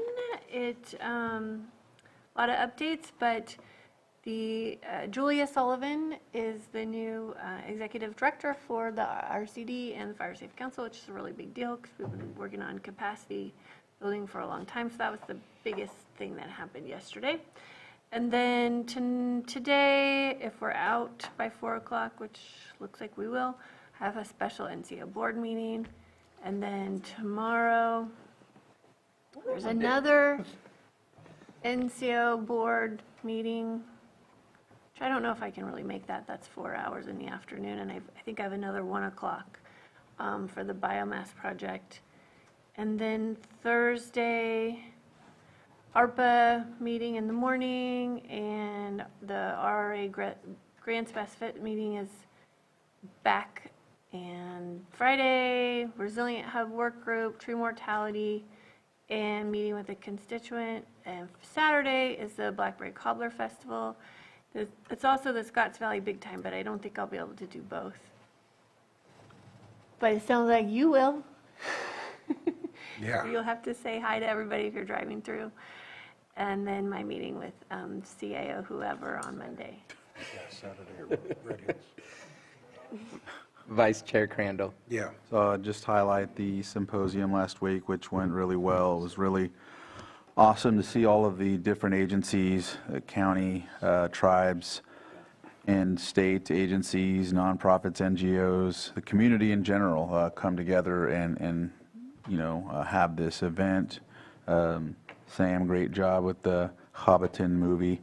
It provided a really good education session for people. I know a lot of times when you get out in the public or you go places, you hear people ask questions about the lake and, what's going on with it. You had mentioned also the whole situation with NASA and all of that. And so people get these articles and these things and they don't, this video, this movie answers some of those questions and puts people in a different mode where they can understand that somehow they can collaborate with that or get in further dialogue to how we can truly heal this lake. So I think it was a really wonderful event, and just other discussions on how to tend to the land and all of those endangered species, talking about different birds, different landscapes. It just was really great to have. And, was it 15 years they said, or 25 years? So yeah, we definitely have to make sure it happens again. Tomorrow, I have the Worth meeting. I'm meeting with special districts as well. Thursday, Clear Lake Oaks. I'll be in Clear Lake Oaks with a couple of folks over there with some issues, and meeting with the SLR, the contract that we went forward with to do the Scott Dam situation. And I have some meetings in Lakeport on Friday as well. Meeting on Monday with CAO or ACAOs, or one of the other, and then back here Tuesday. That's it. All right, thank you. For tomorrow, I'm starting with Lakeport Shelter update, as Supervisor Green mentioned. I believe there's a Chiefs meeting going on that day as well. I'll have to figure out where they are this time. They're only meeting every 2 months now, not every month. I will also be at the Candidates Forum in Lower Lake. Peg was invited, but Peg will be at the Western Region Town Hall, and so I have been asked to be the videographer. So I will be there for that. Very interested in listening as well. On Thursday, an ARPA meeting, meeting with the City of Clear Lake, that kickoff meeting with SLR regarding Scotts Dam and the study that we approved moving forward with, and then meeting with Lake County Community Foundation regarding the Food Policy Council later on that evening or afternoon. Friday, looking at Hope Rising meeting with Sutter to discuss some of the shelter status and how we can better collaborate together on that. And then we'll be discussing the PIC count with Ms. Katie Ray to make sure that we follow up on what we did last year and ensuring that we are inclusive of all of the tribes and getting those that are experiencing homelessness counted and doing that in the best and most appropriate ways. And on the 24th, I'll be in Austin Park, where they'll be playing American Graffiti and having a car show. And then coming back here on Monday, meeting with CAO Parker and getting ready for our 27th meeting. And that is all for me. Mr. Chair, I did miss something, and I just want to make a comment, and maybe it was made last week, but it's not done. Sorry, a lot of schools are back in session. Just community, please slow down around the schools, pay attention to the crosswalks, be coherent to where you are, especially with the kids going back to school. I think just real important. We're all so busy and moving so quickly, but man, some of our schools are in challenging areas, so please slow down around the schools, especially in my district. Seems like we built them on the road. We got a lot of work to do, but just be aware of where you are, what time it is a day, not only in the morning, but in the afternoons when you're going home. Just wanted to kind of do a public announcement. And then forgot to announce that I will be meeting with our new representative, Matt Barnes from UCCE, and the leadership and HERC beneficial burning and land stewardship candidate on Friday, and do a little tour. So I forgot to mention that.